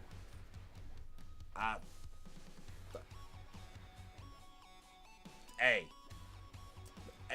Magnum TA. Have y'all seen his wife? And he pulled her while handicapped. Paraplegic type shit. Or quadriplegic, however it is. You know what I'm saying? But like wheelchair bound type shit. It's like, bro, better get that fucking confidence up. Like, for real. Don't sit there, and this is ladies, gents, whatever it is. Don't sit there and take somebody's shit just because you feel like you got to. Like, fuck that shit. Motherfucker want to leave, let that motherfucker leave. You know what I'm saying? Don't sit there and put up with somebody bullshit because you feel like you got to. Because you desperate and feel like that's just what the fuck that is. Hell nah. Hell nah. Don't play yourself. Isn't there a 70-year-old guy dating a 20-year-old? Shit, I don't give a fuck. Shit, she over 18, ain't she? That's legal. They can do whatever the fuck they want to. I know Khalees just married some old motherfucker. I think ain't she dating Bill Murray or some shit like that? Or some shit like this is motherfucking milkshake, bring all the boys to the yard. Motherfucking Nas is my ex-husband type chick. Like, it's just what the fuck it is. Hey, that boy say Jelly Roll is a blessed mofo. Oh, you saw it, didn't you? You saw it, didn't you? Uh-huh. Yeah, he said, nah, ain't no figure. Yeah, y'all see, y'all looked it up. Thank you. Better get your confidence up. So yeah, nah, that shit was just that shit was sad though. But and it doesn't look like we have anything in the queue. So what I would do is I would go ahead and drop with the DTKA breaking news, y'all. This Sunday will be the last show that we do on 2K22. As y'all know, we're doing the every other week schedule, and now I'm hoping to have everything set up and ready by the time we're scheduled to do our next show. But if I have to take another week off to make sure that we're ready, then I'm gonna do that. But I'm just letting y'all know that this upcoming Sunday will be the last show that we do on 22 before we switch to 2K23. Now, this is what I was telling y'all. Hey, don't be just sitting back, not pitching ideas and not coming up with no stories and views and shit like that just because we on 22. Because then, boom, you never know when the fuck that shit gonna come. And now, look, we about to be on 23. You know what I'm saying? And it is what it is. So, yeah, we about to be grinding heavy, trying to get that set up for y'all and get that in. And ladies, the women's division, open weight, all of that right there. Y'all done kind of backed me up into a corner as well, where I'm probably gonna have to start bringing in like known talent and stuff in here, because I have, like, I will say, I have the same women talking, but at the same time, I'm not getting enough. You know what I'm saying? Like, when it comes to the ideas and the booking and stuff like that, I'm not getting enough. And I can't just have the championship on y'all just because y'all are the user person. Like, y'all gotta realize, as the women division, y'all should be up here a lot. The women division should be more lit than us dudes. because there's not a lot of y'all here. And women, and this goes for everybody, y'all gotta realize there are gonna be feuds where y'all are going to be going up against the AI. So all of this, just because I don't have an actual person to talk shit back and forth to, we not gonna do a feud, a story, or no ideas and shit like that. Nah, fuck that. Get creative, because I ain't gonna book the shit for you. I ain't gonna book this shit for you. Your ass will end up in an 8-man elimination match with knockouts on type shit. You know what I'm saying? Like, if you a real character here and you have a character here, I should be getting ideas from you, or who you want to feud with, or how you want to go about something. You know what I'm saying? Yeah, hey, I may reject an idea and knock it down, but that doesn't mean, I don't care if I reject 10 ideas, 20 ideas. Keep them motherfuckers coming. You know what I'm saying? For real. If you're a real person here, you should be throwing ideas and shit like that. And remember that you're gonna have feuds with AI. You know what I'm saying? I'm sorry, a lot of y'all motherfuckers, you know what I'm saying? Some of y'all in fucking factions and shit like that. So we don't have as many versus opportunities as we've had and shit like that. So when we have what we have, yeah, y'all gonna have to get creative when it comes to the AI. And the women, y'all gonna have to get used to seeing some known faces around here, because I'm disappointed in our women's divisions and what the fuck is going on. It comes to the point where we're sitting down and we're getting ready to book shit, and I'm struggling to get y'all on the fucking card because I don't know what the fuck is going on with y'all. Like, I really don't. And it's like, y'all, we don't have, it's not like we got new women coming in here. You know what I'm saying? We're still sitting at the same women who were here last year, except for the one, we've lost some, you know what I'm saying? But we haven't gained anything. You know what I mean? I need, if you, hey, promote, get more women up in here. You know what I'm saying? Get active. Or, you know what I'm saying? Like, we're about, y'all gonna look up and motherfucking Bianca Belair may be whooping y'all ass or something like that. I don't know. Or y'all may look up and somebody from fucking Stardom may fucking show up or some shit like that out there. I don't know. But that's basically where we at, though, because we gotta keep this shit interesting and legit. And what I'm not about to do is I'm not about to sit back and take freaking creations from y'all motherfuckers who are here already. I'm not doing that shit, because number one, that doesn't do anything to growing viewers or anything like that. That won't help viewer growth at all. And not only that, when y'all motherfuckers create shit, you know what I'm saying? Y'all be going in and it's like y'all almost treat it as if y'all got a second character in the fucking league and shit. And I'm not dealing with that. You got one motherfucking character. You know what I'm saying? Don't start trying to come and start all these fucking other excess storylines. Like, I'm not dealing with all that bullshit. So yeah, I'm pretty sure y'all saying, well, Archie, why don't you just let me create some females? I'm not doing all of that shit. Especially if, you know what I'm saying,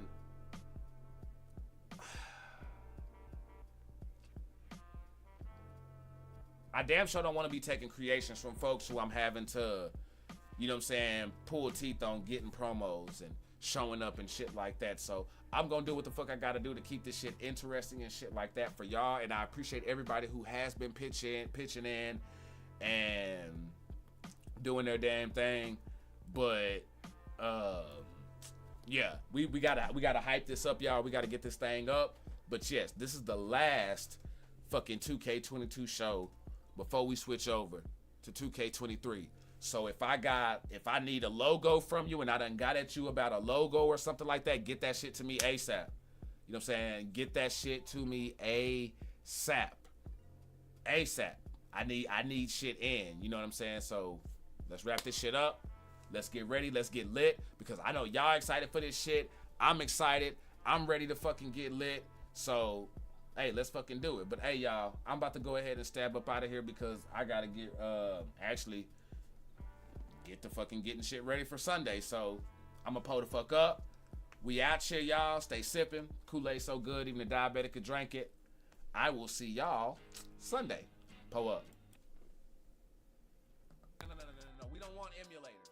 You know what I'm saying? We need to build that shit from the ground up exclusively. You know what I mean? That's what we want. Give us that. Clip that. That shit sounded so fucking good and it fits so fucking perfect.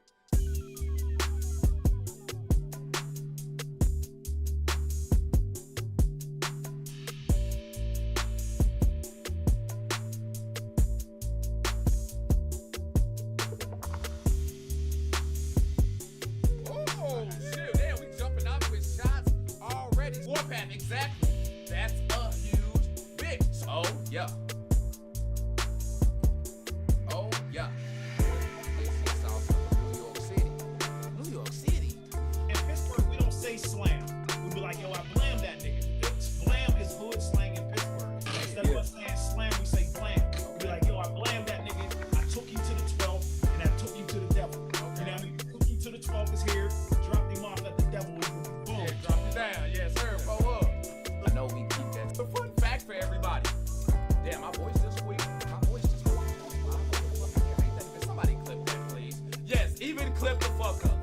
even clip the fuck ups if it's funny to you.